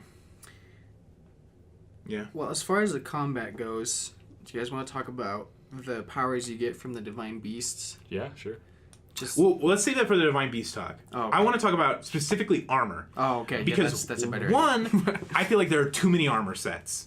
They should have combined some of them. Like, I think you could have combined the stealth and climbing one. I don't think you should combine the ones that have specific effects to the environment, but I mean, you should have combined like the Goron one and the Barbarian one, or like it's weird that flame heat and hot like sun heat is a different armor set. I don't totally understand that, but I'm kind of okay with them not because there are different parts of the map and they want you to do a thing so that it feels more special when you're in that environment. I like that sexy outfit. Yeah, I do like cross-dressing as Link to get into the Gerudo town. And if they did not do very well with the armor systems, because what it should have been is just percentage, because immediately, if you don't upgrade your armor, you're screwed if you fight anything, really. Especially as you get later in the game. Like, if you start fighting silver bokoblins and you have, like, a 1-star or, like, no star knight armor or whatever, or you still have your Hylian gear, you're done. You're immediately done. But if you fully upgrade all of your armor, you're an insane tank. So, by the way, this is the thing I really like. I really like upgrading the armor. It's just the funniest, cutest, greatest thing I did in that game. Kind of weird. Yeah, it is. It's kind of weird. And I super enjoyed that moment where you're upgrading them. He's only 17, Kotaro. What are you doing? It's a great escalation. Age is just a number. Yeah, but so that's the issue, is that since they didn't percentage it, since they did it by literally just the amount of hearts damage that you take or your monster takes, at the beginning you're weak as hell, and if you upgrade all the armor, you're way too strong. So like literally, even if that person has like a royal broadsword, they're doing a quarter of a heart damage to you. So that's just kind of inappropriate. The balance is a little weird. Yeah, balance is a little bit janky. Yeah, I enjoy the Lionels. There are some like standout moments with some of the monsters in there. they have some sort of development as you keep going through the battle. Like with the giants, like when you shoot its eye one time, it'll then cover its eye the next time you try to if you try to shoot it again. If it sees you pick up your arrow. Just problems dodging. Weapons. Yeah, weapons mostly the same.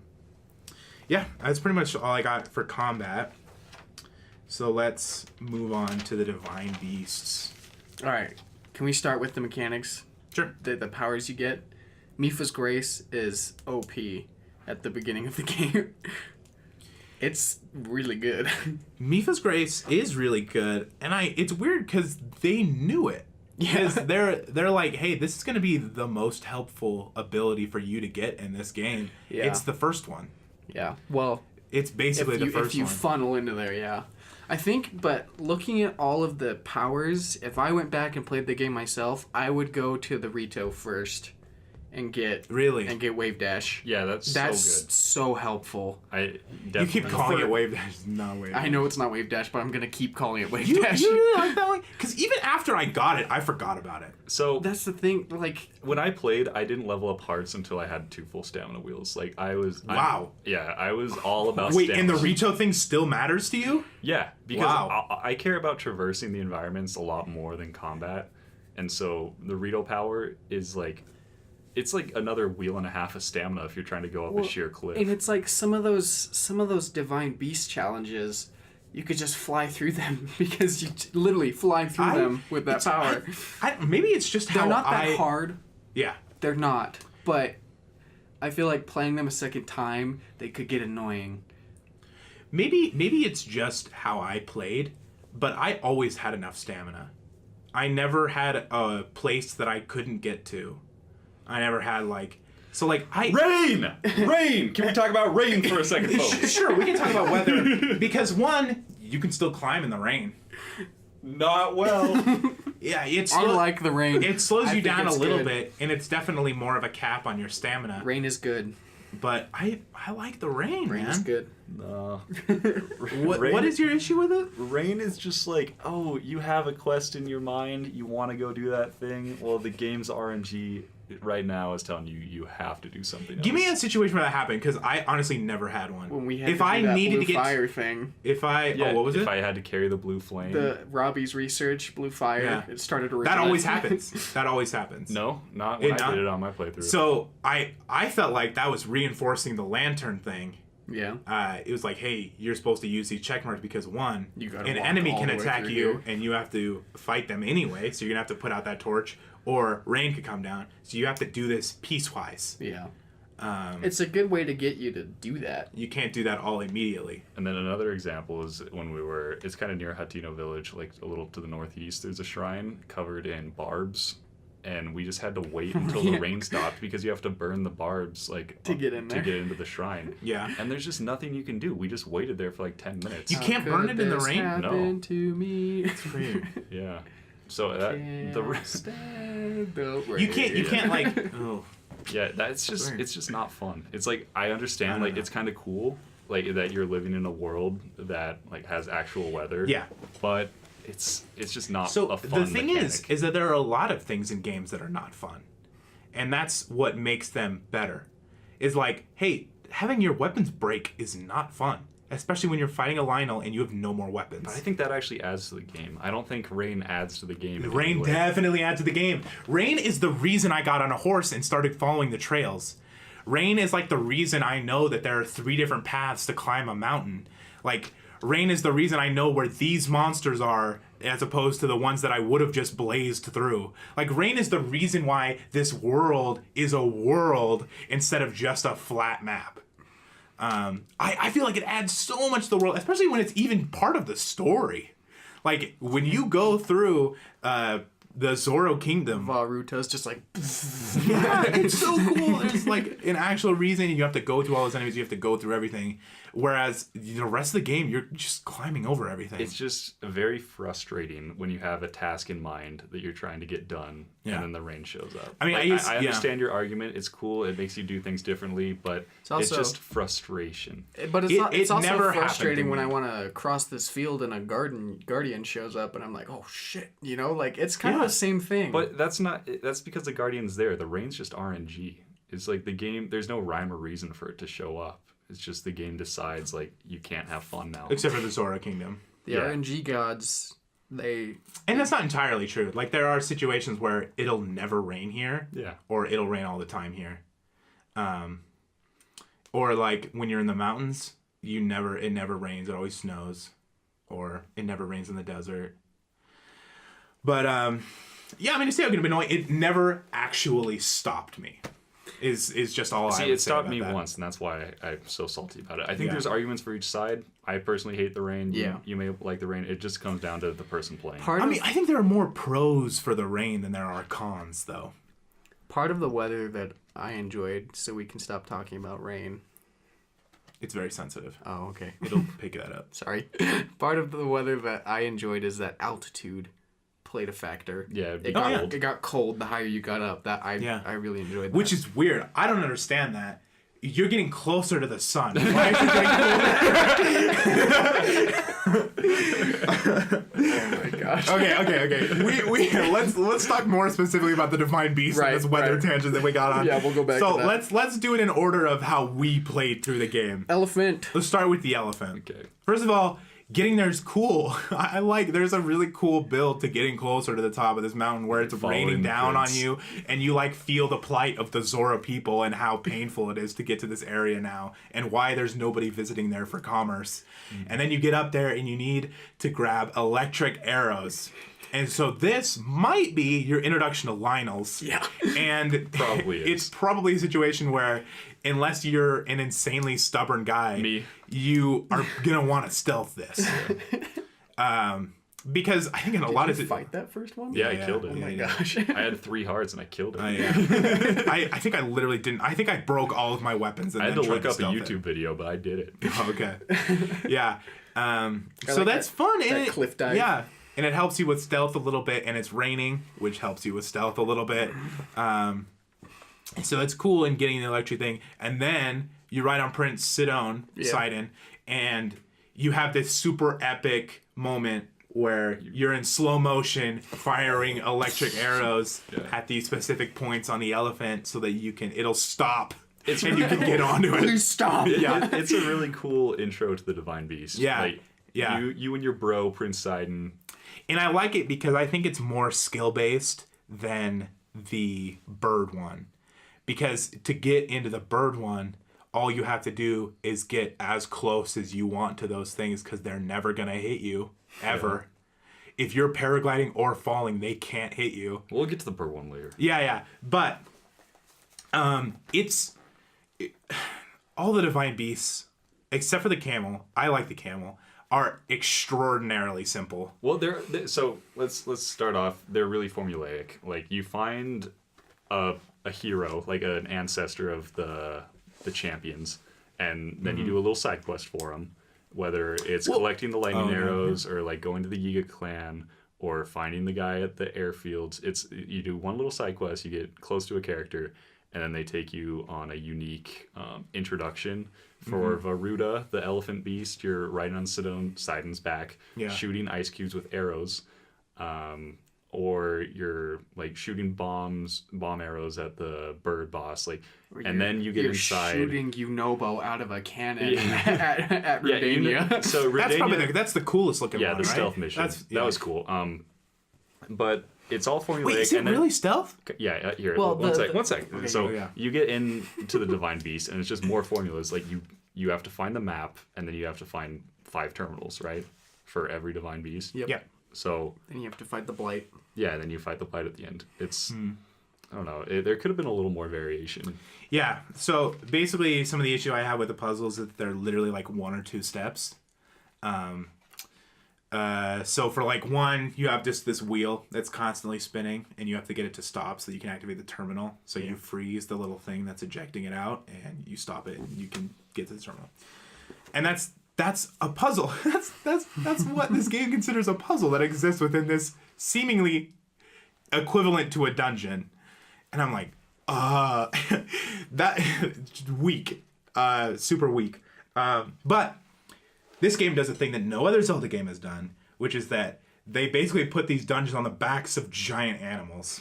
Yeah. So the first thing you do whenever you get to one of these divine beasts, whenever you finally get to it, into it, is you have to activate its controls. Yeah, and then you get control of it. I liked that. Some of them have a cool one. The elephant one is very simple. Well, can we go each divine beast, like, in depth?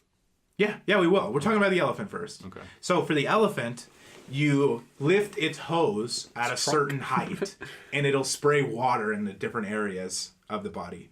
So for one, you have to like spin a wheel. So you lift it up, and you want to get it at a point either side of this wheel to activate it. And personally, I got stuck at that part because Really? maybe it's just because I wasn't reading dialogue, but I didn't know that there was I knew all the powers I had on my Sheikah slate. I didn't know I had the power to move the trunk for a puzzle. Like, And you were and why would you bring up the map while you were in the dungeon? So maybe that could have been explained better. Like maybe if they realized I wasn't making any progress, like after a minute or two, they could like hint me something. Isn't it on your HUD? Doesn't it come up in place of the map? The huge animal comes up. Yeah, it shows you. Yeah. But I thought that was just a map. Okay. Like I didn't know I had control over the trunk. Yeah. Then you put out some fires at one point, and Yeah, you put out fires with the hose. Yeah, I thought so. Varuda, the elephant, I think is probably my favorite. Just because the progression, like you start on the main level, you do a couple puzzles, and then you just go higher and higher. And Are then you they get to the even trunk. puzzles though? Because it's like, for one, you turn a crank. That's one of those terminals. You turn a crank and lift a terminal out of the water. And the other one, you freeze water. And that's, like, I don't even know if those are puzzles. Well, it makes you think. It's like, what tools do I have to use? Okay, so that's the issue, is that I don't think it makes me think. Because I'm at the point in this game where I see water, I think Cryonis. I see a piece of shiny metal, I think a magnet. Millions of people play the game. No, the people who play the tutorial on the higher plateau think that. I don't think that's necessarily true. Because that's how they set up those puzzles. They're like, this is the Cryonis area. You can only use Cryonis on water. If you see water, probably Cryonis. But, I mean, that Cryonis puzzle is water shooting out from the side of a vent, and we've never seen that before. You might not think... Okay. Like, for Cryonis, you think, like, light, puddle of water. See, I would say that, except that it is also submerged in water.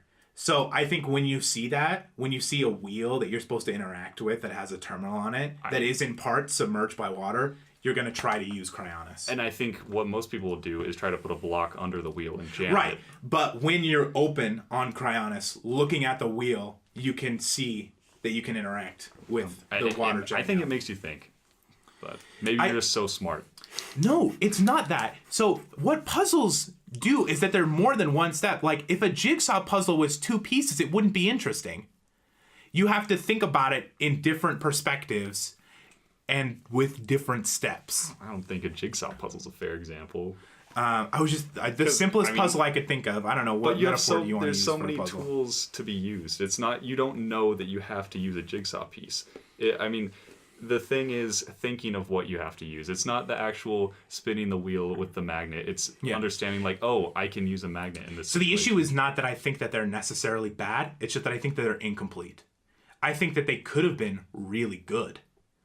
But instead they're passable. Like they are very much just, hey, here's the simplest thing that you can do with this item. So one thing that I would say is, especially in Varuda, it's just a one-step puzzle where you have to use one power to complete one thing. If they combined, like, say, you have to move the magnet and then stasis that and use Cryonis there, that might have been more interesting. Or even if you didn't have to combine your tools, combine one tool and the Varuta mechanic. Yeah. That's the difference between... these like have me use the hose to fill up this pool and then use Cryonis on it. That's the difference between, I think that's the main difference between the Divine Beasts and previous Zelda dungeons, is the puzzles you use all of your tools and you use them in new ways. Yeah. Instead of just the same old, And I don't know. It's in more steps. I think when I think of a puzzle, I think of like what you have to do, and I think of the things that you have to move. So I'm like, just on a very basic level. If you like strip away what specifically the mechanics are, for the puzzle in Varuta, you press subtraction, you move, and then you press another button. And then for like, for the freezing puzzle, you open your mechanic slot, you click this, and then you click that. It's like, even if, it's so simple that like, if I told a 2-year-old literally just what buttons to press, they could do it. I don't think that's the case, but it is simple. It is a children's game. Like at the same time, like I know we want it to be super hard and complicated to challenge us, but we're adults playing a children's game. It's not a children's game. It's a game accessible rated to children. E. Yeah, absolutely. And so are all the other Zelda games. All the other Zelda games are rated E or T or whatever. They are absolutely accessible to a child. Eventually, a child would be able to figure out some of those puzzles because I do think they build well. I think the puzzles in Breath of the Wild are a great like base level introduction to all these things. Like I think the intro and like all of these like, I think it's like oh man, I can't think of a metaphor for this, but like it has the foundation covered, you know, like it has all of the things that I want in a Zelda game. It just doesn't build on them as much or quite in the way that I want them to. And I think that is most evident in the Divine Beasts, where I'm like, wow, this is a thing that I haven't seen in any other Zelda game. That's insane. I've played like 20 Zelda games. Yeah. I'm doing a thing that I've never done in any other Zelda game. That's so cool. I've messed with 50 boomerang puzzles. I don't need any more of those. That's fine. But they don't keep going. They just stop. And they're just like, hey, here's the boss. We're done. I wish the wheels in the Varuta thing interacted.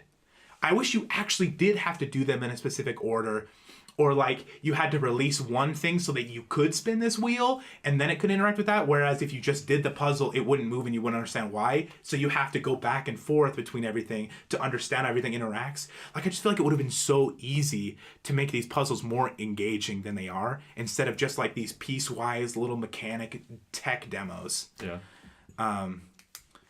Well, let's... I love the game, guys. Well, I really do. Let's wrap up Varuta. That's why I want it to be so good. So, okay, why don't you tell us about so you have the freezing puzzle, you have the hose spinning puzzle, you have the fire water puzzle, you have the crank puzzle. Is that all of them? That's 4. I don't know. I don't know if we need to talk about each of them. Okay. We don't have to get that in depth. Boss. But like, yeah, so you ride the trunk up to the top, which I thought was pretty cool. Yeah. And then like you get the final terminal, and then yeah, the boss, Water Blight Ganon. I mean, it's okay. It's okay. Yeah. As honestly, I don't expect a lot from Zelda bosses.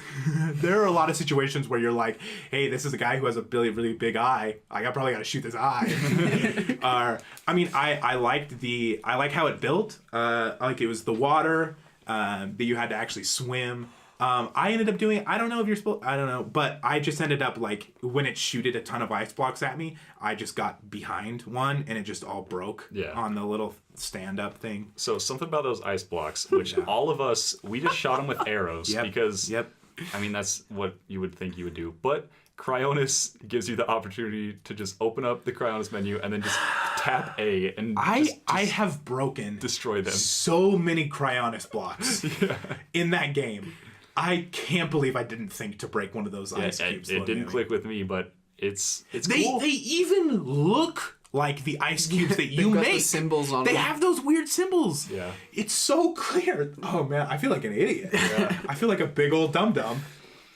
I don't know. So Varuta, I thought it was a cool boss. It's all right. Cool it's not my least favorite. Okay. It's so. Should we move on to Varudania? Yep. Yeah. Volcano. Mr. Lizard. Oh, yeah. This is my favorite intro. Okay. To Divine Beast. So you find shooting Yunobo out of a cannon. Yeah, I love. By the way, I like Yunobo. Yunobo might be my favorite new champion. So you meet Yunobo at the Bridge of Eldin, which was very underwhelming. Yeah, Bridge of Eldin. One of the most epic things, and one of the most consistent landmark in Zelda is here. Yeah. This is the Bridge of Eldin. It's pretty rickety too. It's like just suspended by 2 posts on either side of the gap. Yeah. And Bridge of Eldin. Yeah. So for this intro to the Divine Beast, you just have to sneak up to it and shoot it with Unobo because he has Daruk's protection. Yep. So when you shoot him out of a cannon, You say sneak. Yeah, the floating things. yeah, there's with guardians the with spotlight. the spotlights. Oh, totally forgot about those. And I like how you had to use the whistle to get so Unobo to follow you. yeah, yeah, that's right. It's I like like an that. escort stealth mission kind of mix, and then but some they- guardians you have to take out, some you don't. See, this is another situation where I like that they simplified it, because what they could have done is they could have had Unobo follow you all the time, or like they could have had like weird dialogue options. They made it a binary command. Yeah. Which is And I'm great. like, Stop thank and go. you for simplifying an escort mission. Yeah. Because I could totally see Nintendo making this needlessly complicated. Yeah. Like pull up your menu and point where you want them to stand. Yeah. Oh my. That would have been such a bitch. Hold your Sheikah slate and place a Yeah. pin. Or like Resident Evil, where you're like, the person is just constantly yelling at you. Oh, yeah. So, yeah, I think you have to shoot Varudania 3 times probably. Yeah, well, you're forcing him back into the volcano. Yeah, Yeah. you're scaring them.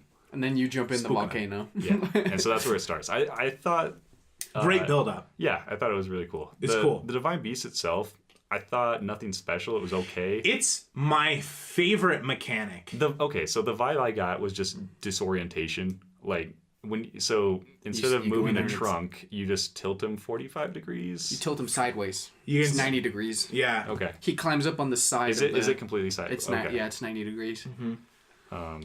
Yeah, so you just tilt them one way or another, and that's kind of cool. Like there's some things that like slide a certain way, some doors that open. I thought Yeah. I thought it had the most complicated puzzles out of all 4 of them. I think the I camel. think the camel. The camel is the most complicated. Puzzles. Yeah. But actually, yeah, I the forgot. camel did- It's second. When you get into the, It's completely black. It's completely dark. And Yeah, you have to open the shutters. I liked that. that was cool.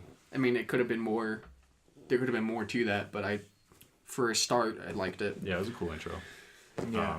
Yeah, that's all I really remember about the puzzles going They're up to alright. the top They're and fun. back. Like Let's talk Yeah, they're about not much. how about that boss fight?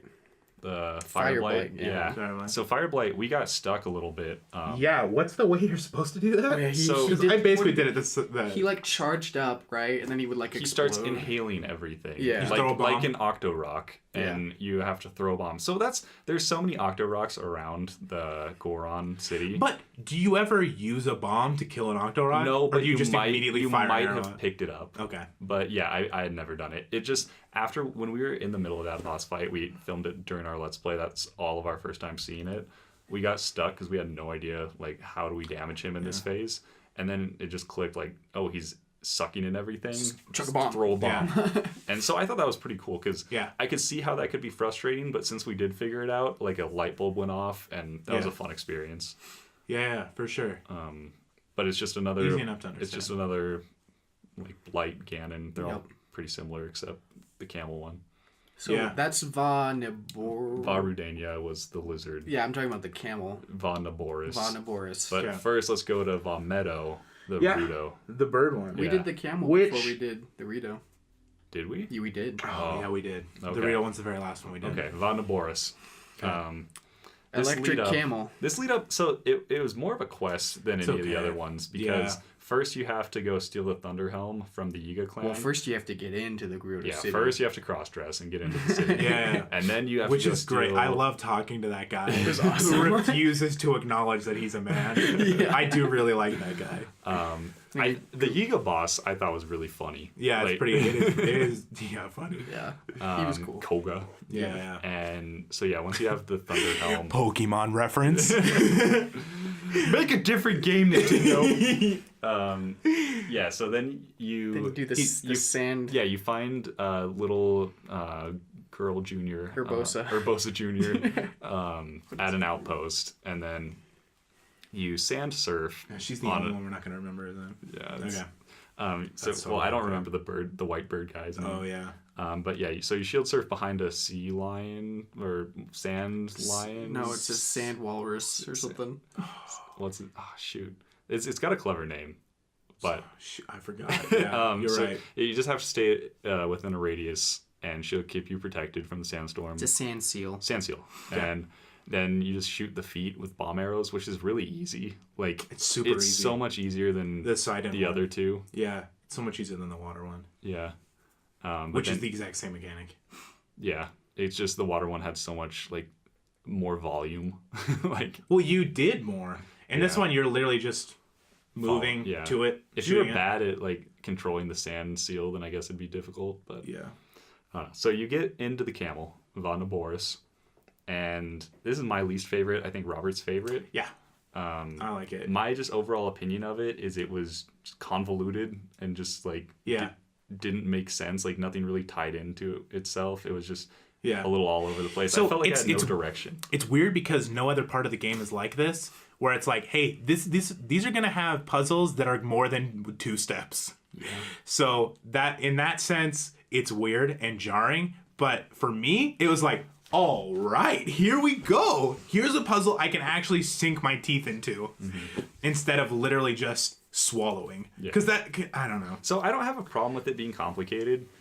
The main thing is I just felt directionless. Like in Varuda, you're trying to go up, up, up. Like everything you're trying to do is just get to the top. That's true. And then in the camel, it's just you start in the middle and you're just kind of set to your own devices. Like just go find all 5 terminals and it's just spread out. Some people might like that freedom. I think the other ones. I think Varuta is the only one that's super consistent like that. Like I think for the bird, it's very similar too, where the terminals are just on the ends of the bird. The other ones were easier for my mind to grasp the layout. Okay. Like for inside Varudania, I knew where everything was, and the bird's super easy. Yeah. And then the camel is just like I didn't know. It's a circle. Like the tail like lifted or something, or the head. The atrium was like all spinning. Like because it was also because you had the mechanic of you could spin things in it, and then you had the electricity as well. So it added more than one thing you had to take care of. Yeah. I mean, at the end of the day, I really appreciated having actually in-depth puzzles where I had to think about it for more than 10 seconds. Yeah. I appreciated it. It is jarring. It's like compared to the other divine beasts and compared to shrines, it's way more difficult. But I don't feel like it's completely insane. That it is interconnected, and I think you can see where you failed if you did a puzzle the wrong way. Because but I say this like I got through all the puzzles very easily. It's just that for most of the puzzles, they're very binary. So it's like if I did something wrong, I did that one part wrong. Yeah. But like with the camel, I feel like, okay, I need to watch this. And I need to be like, okay, this is where I messed up. I need to fix this. And then, so you actually have to think about more than one thing at a time. And your mistakes can compound on each other a little bit. Which I liked. I can see why it would be annoying. Yeah. But I mean, I think at the end of the day, that's puzzle games. Mm-hmm. There are a lot of situations where stuff that people find annoying, like I think of like some of the like lasers in Portal. People hate that puzzle. People hate laser puzzles in general because they can become needlessly complicated, like with reflections or with windows or with like there are so many ways to complicate a laser puzzle. But like, and I think that kind of feeds into electricity with some people's comprehension of that. But I liked it. So ready for the boss? Thunderblight Ganon. Yeah.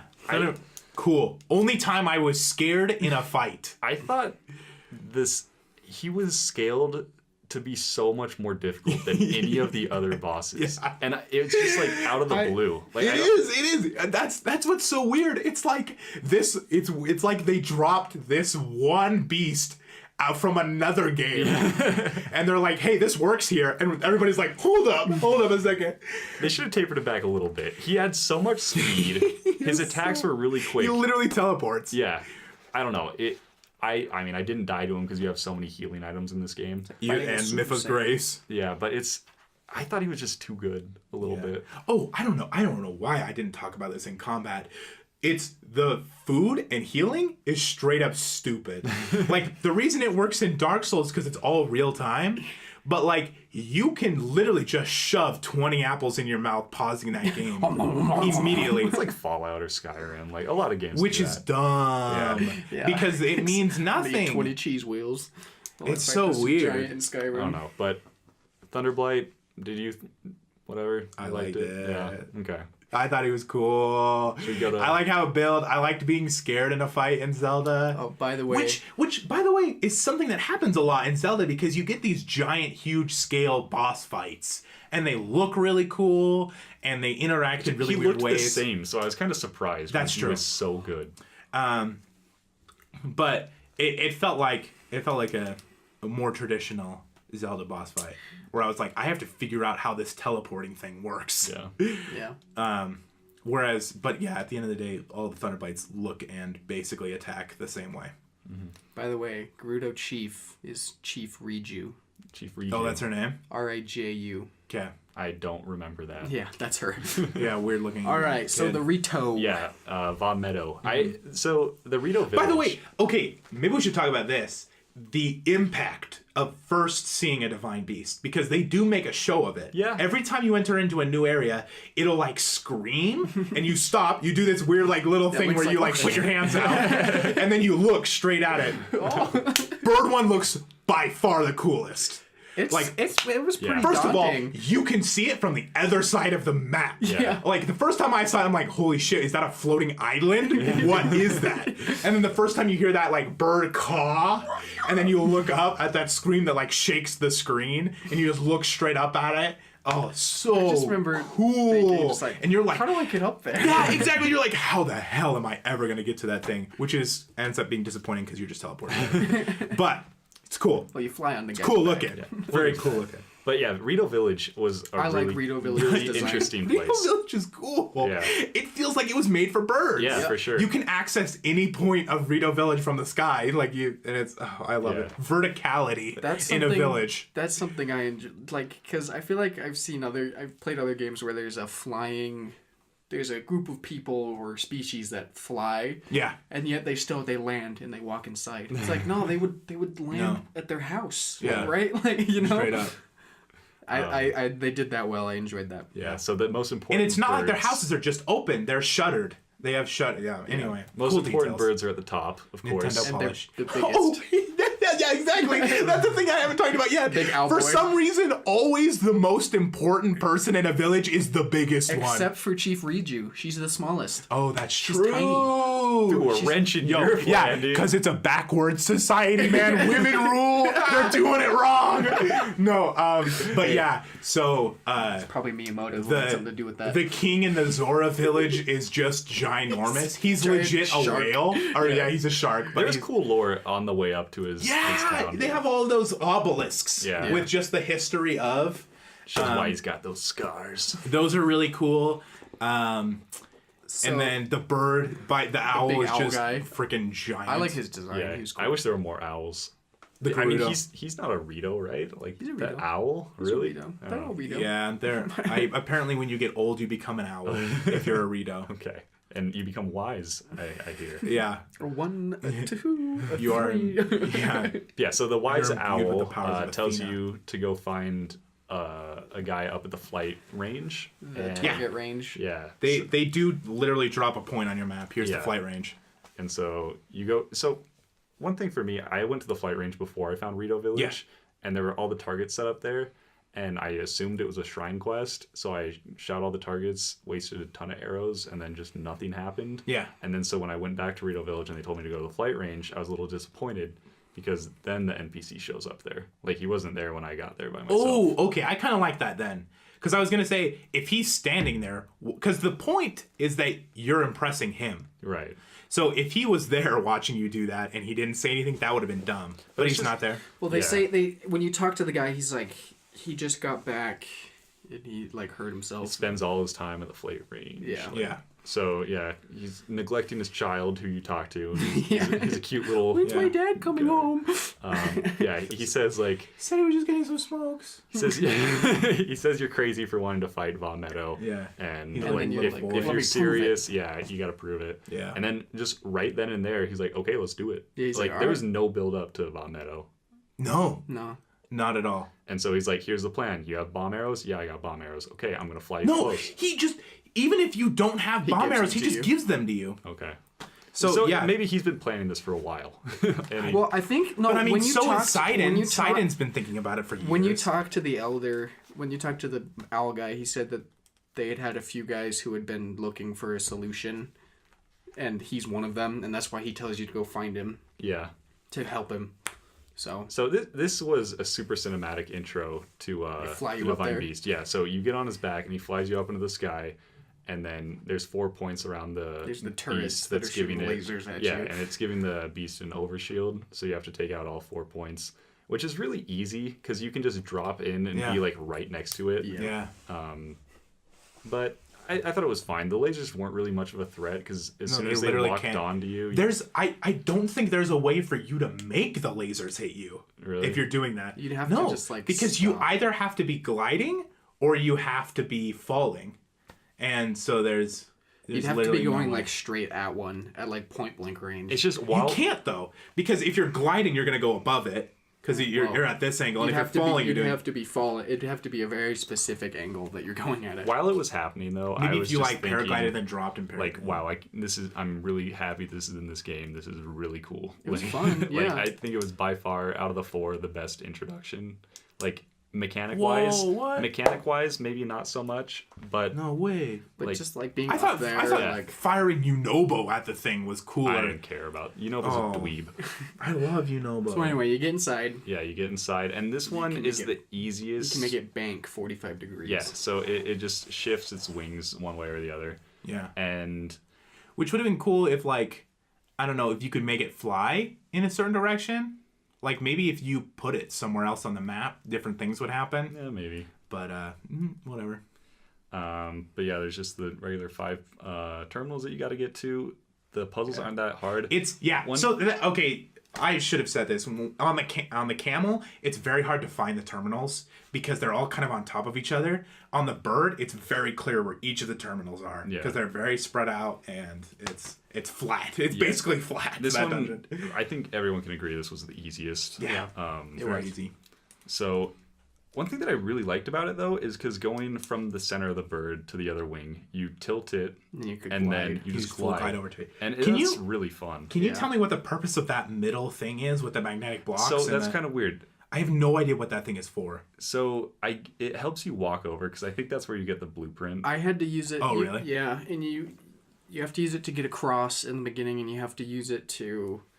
You can use it to get to some chests. It looks That's mainly way what it's for. it looks way more important than it actually is though. Yeah. Like Yeah. it looks like it's the crux of the puzzle. Yeah, I but kept it's- thinking I was it's not. supposed to be doing something. I was like, weird. But I thought it was really fun. Very Because, simple. Yeah, there's a It's- puzzle on the side where you have to like there's like a barrier and you have to send a ball around and then like tilt the bird. Like that little puzzle was really cool. And then there's a chest over there that you have to tilt the bird and then glide over, and it doesn't look like you're gonna make it, but as like you forget that you're in a tilted what I wish it environment. was that I wish there was just one more mechanic to it. Like I wish when you were rolling the bomb, you had to flip the switch for the wind. Like you had to be like, okay, I need the wind on here, but I need it off here. But it's like, hey, you just need to use this bomb and tilt it so that you can clear this one part. Yeah. So wind blight. Wind blight. Again, and Nothing. Wait. Okay, I want to say everything that you do with the bird looks awesome. Yeah. Like when you're flying from different points on the bird and you're like looking down at the world, or like the intro to it. But it's just so flat. It feels so flat to me. It felt the least like a living thing to me. Yeah. Like it seems just like a rock. It felt very clearly like, hey, this is a weird toy that somebody made. Yeah. But yeah, looks cool. Yeah, so Wind Blight, it's not very memorable. no, I don't remember mean, anything about. No, the fight. literally all you have to do is just fly up and fire. Well, Yeah, we did. they're Oh, up we for did, us. especially because we had We had so many bomb arrows. We had like 60 of them. No, because one of the bows that guy gives you is a 3-shot bow. Yeah. So, and you probably still have 25 bomb arrows. We had, so all we you had have to 60 do. when we went in there. Yeah, because I got an insane amount of them. But you can just literally just pelt the guy with all these bomb arrows, 3 at a time. Oh, yeah. Yeah. Nah. It wasn't great, but What does it do? I don't even remember what it does. What's its second phase? I don't remember. It makes a tornado, doesn't it? Yeah, the homing torpedoes. Yeah. It makes these, which unless you're walking for some Like- reason, it never catches up. So to he'll shoot those torpedoes once, and then you're like, oh, I'll just stun him instead. Like, Yeah. I just won't interact in this boss fight mechanic. I'll just overpower and kill him. you. Yep. And it makes it so easy for you to overpower him with all your bomb arrows and your triple shot bow. So, as all the other Divine Beasts ended, there's like an ending cutscene how they set up and face towards Hyrule Castle. when he lands The on bird was the coolest. Yeah, that was Yeah. the coolest. So it comes It back is, it's the to coolest. Rito Village. and lands on top of it. Yeah, That was so sick. that was really badass. And Across the board, bird looks the coolest. Yeah. Bird looks cool, but there's not a lot of substance. then you got all 4 Divine Beasts looking at Ganon, And then you shoot lasers. yeah, Yeah. there's a lot of good build up. And then you finally get that super amazing cutscene where they just destroy Ganon. just for fun, I think we should rank them. Like personally, Okay. I would go elephant, lizard, bird, camel, Okay. and that's the order that I played them. So that might weigh into my. Oh, opinions. really? Yeah. Okay.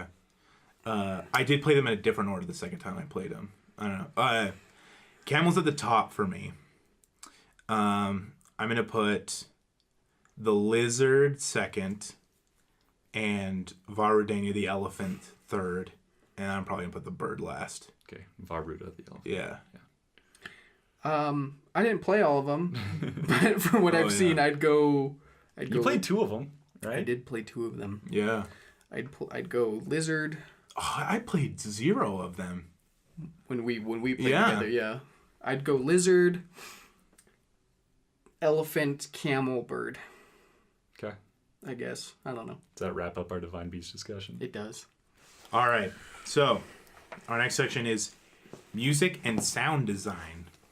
We So- can throw in visual design as well. I think. Yeah, we actually didn't talk about the aesthetic at all, which Which is cool. Apparently, when they were designing the aesthetic for this game, they decided that they made a new lighting engine that they were going to use for the Nintendo consoles. looks and they grateful. decided to drop in old games. Yep. And one time they dropped in Wind Waker, and they're like, "God damn, this looks gorgeous. We should remaster Wind Waker." And then they did that and put that on the Wii U. So then they were like, "Man, Wind Waker looks gorgeous. We should just kind of do that again." And I loved it. It does. It looks so good. It's like a mix between Skyward Sword and Wind Waker. Yeah, because it's so like cartoony and simple, it gets away with way more. Yeah. It's Like, really it has the simplest textures, but because the lighting engine is so good, you see the variation in different things. And it's gorgeous. It's incredibly. They have great art. The colors are Nintendo does amazing, art and very well. They do. Character designs are gorgeous. Yeah, the character designs are great in this game. There could have been more classes, like more races of like enemies and stuff too. I just would have liked it if they were more varied. Yeah. Because they do look kind of different. I mean, Moblins are basically stretched out Bokoblins, but Yeah. yeah. So as far as the music goes, minimalistic. Yeah, very different from Very our different. regular Zelda, where you have some sweeping music the entire time you're playing, basically. And I don't know if they pulled it off completely. Yeah. I'm glad that they didn't go completely. I'm glad that they didn't it's not silence when you're exploring the world. You have like light piano. There's a lot of piano. You have a little bit going on. And then you get a little bit stronger stuff when you fight the bosses and when you go to towns. So Kakariko, Gerudo, There's Rito, themes. and all the towns have a theme. Goron. And Prince Sidon has a very Certain individuals have themes. I completely missed it. I didn't even hear it. Prince Sidon's theme is hilarious to me. Like Yeah. it's just so blaring and yeah, it I took don't me know. out of it. But the music, I think so. There's a couple tracks that stand out to me. I think the Talus theme, like when you fight a Talus, it's just piano and it's exciting. Yeah, I like the Guardian theme. That's good. And then Hyrule Castle. Hyrule Castle. It's Hyrule Castle's the best one. Yeah, it's like the a standout. orchestrated, like Fully symphonic. I think I think that obviously They knew. they went for that. Yeah. and it worked really A well. large change from the rest So of the and game. usually when I play a game, tracks don't stand out to me, but the reason why I think I remember these is because you haven't played Zelda games, bro. Yeah. No, I think it's because there's so little music in the game. Like, so when the music is there, it stands out. And it, So the issue I have is that I think there are better ways to make your music stand out, and that is to make it varied. Like, use so much of that game you're listening to a piano, and I'm like, I'm really bored with this piano. I wish I had the Gerudo Valley theme song from Ocarina of Time, because that one's goddamn brilliant. Wish I had Windfall Island from Wind Waker. Yeah, and because like when I hear the music from different Zelda games, I immediately picture the environment that it's in, because it matches it so well, and it really completes the experience of being in that place in the world. Whereas like there's like, you could play me a ton of songs from Breath of the Wild and I'll be like, you're either reusing that theme, or like I'm talking to Cass right now, or like... One thing I would recommend is listen to the themes for each of the main like races, towns. Like Rito Village. I was listening to some on YouTube. Rito Village is a remix of Dragon Roost Island from Wind Waker. And that's, I like that, because that's been a thing for lots of Zelda games. Yep. You get pieces of old games, and I really enjoy that. Yeah. And it's there, but you're right. It's understated to the point that you almost don't notice it. So the thing is like, if the solution to good sound design, to make your music impactful, is to have very little of it most of the time, and then to have your big moments have it.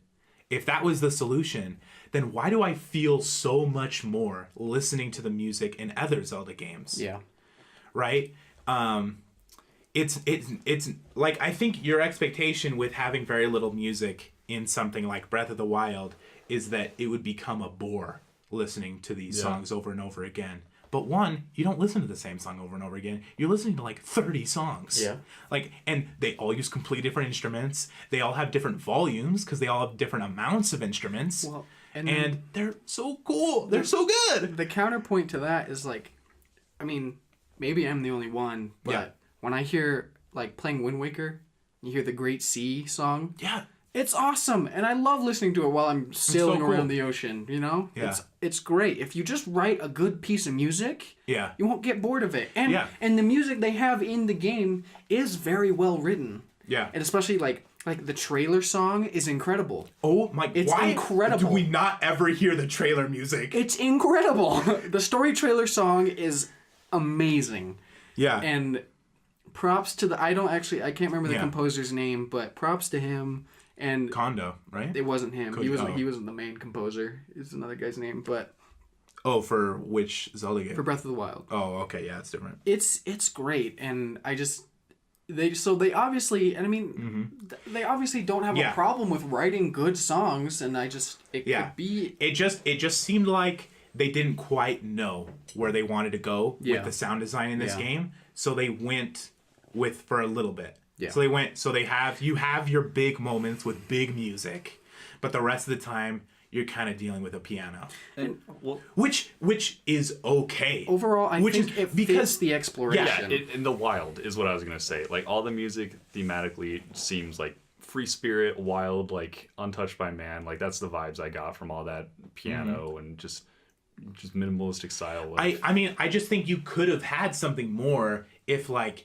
You're on a mountain, like I'm very clearly on a snowy mountain near the Gerudo. Like, you could have made a song like that would have been more impactful in that moment and would have made climbing that mountain a bigger deal. Yeah. Right? But it's like a victory.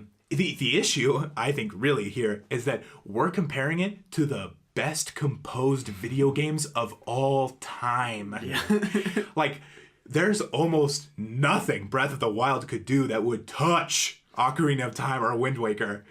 But they're the same people. Like, they have the same composers. And I'm like, you guys, I know you're so good at this. I just need a little bit more. Yeah. But I commend them. You know, I think it's a harder direction for Nintendo to go to do that. Yeah. And I wasn't disappointed by the music. No. That's true. Yeah.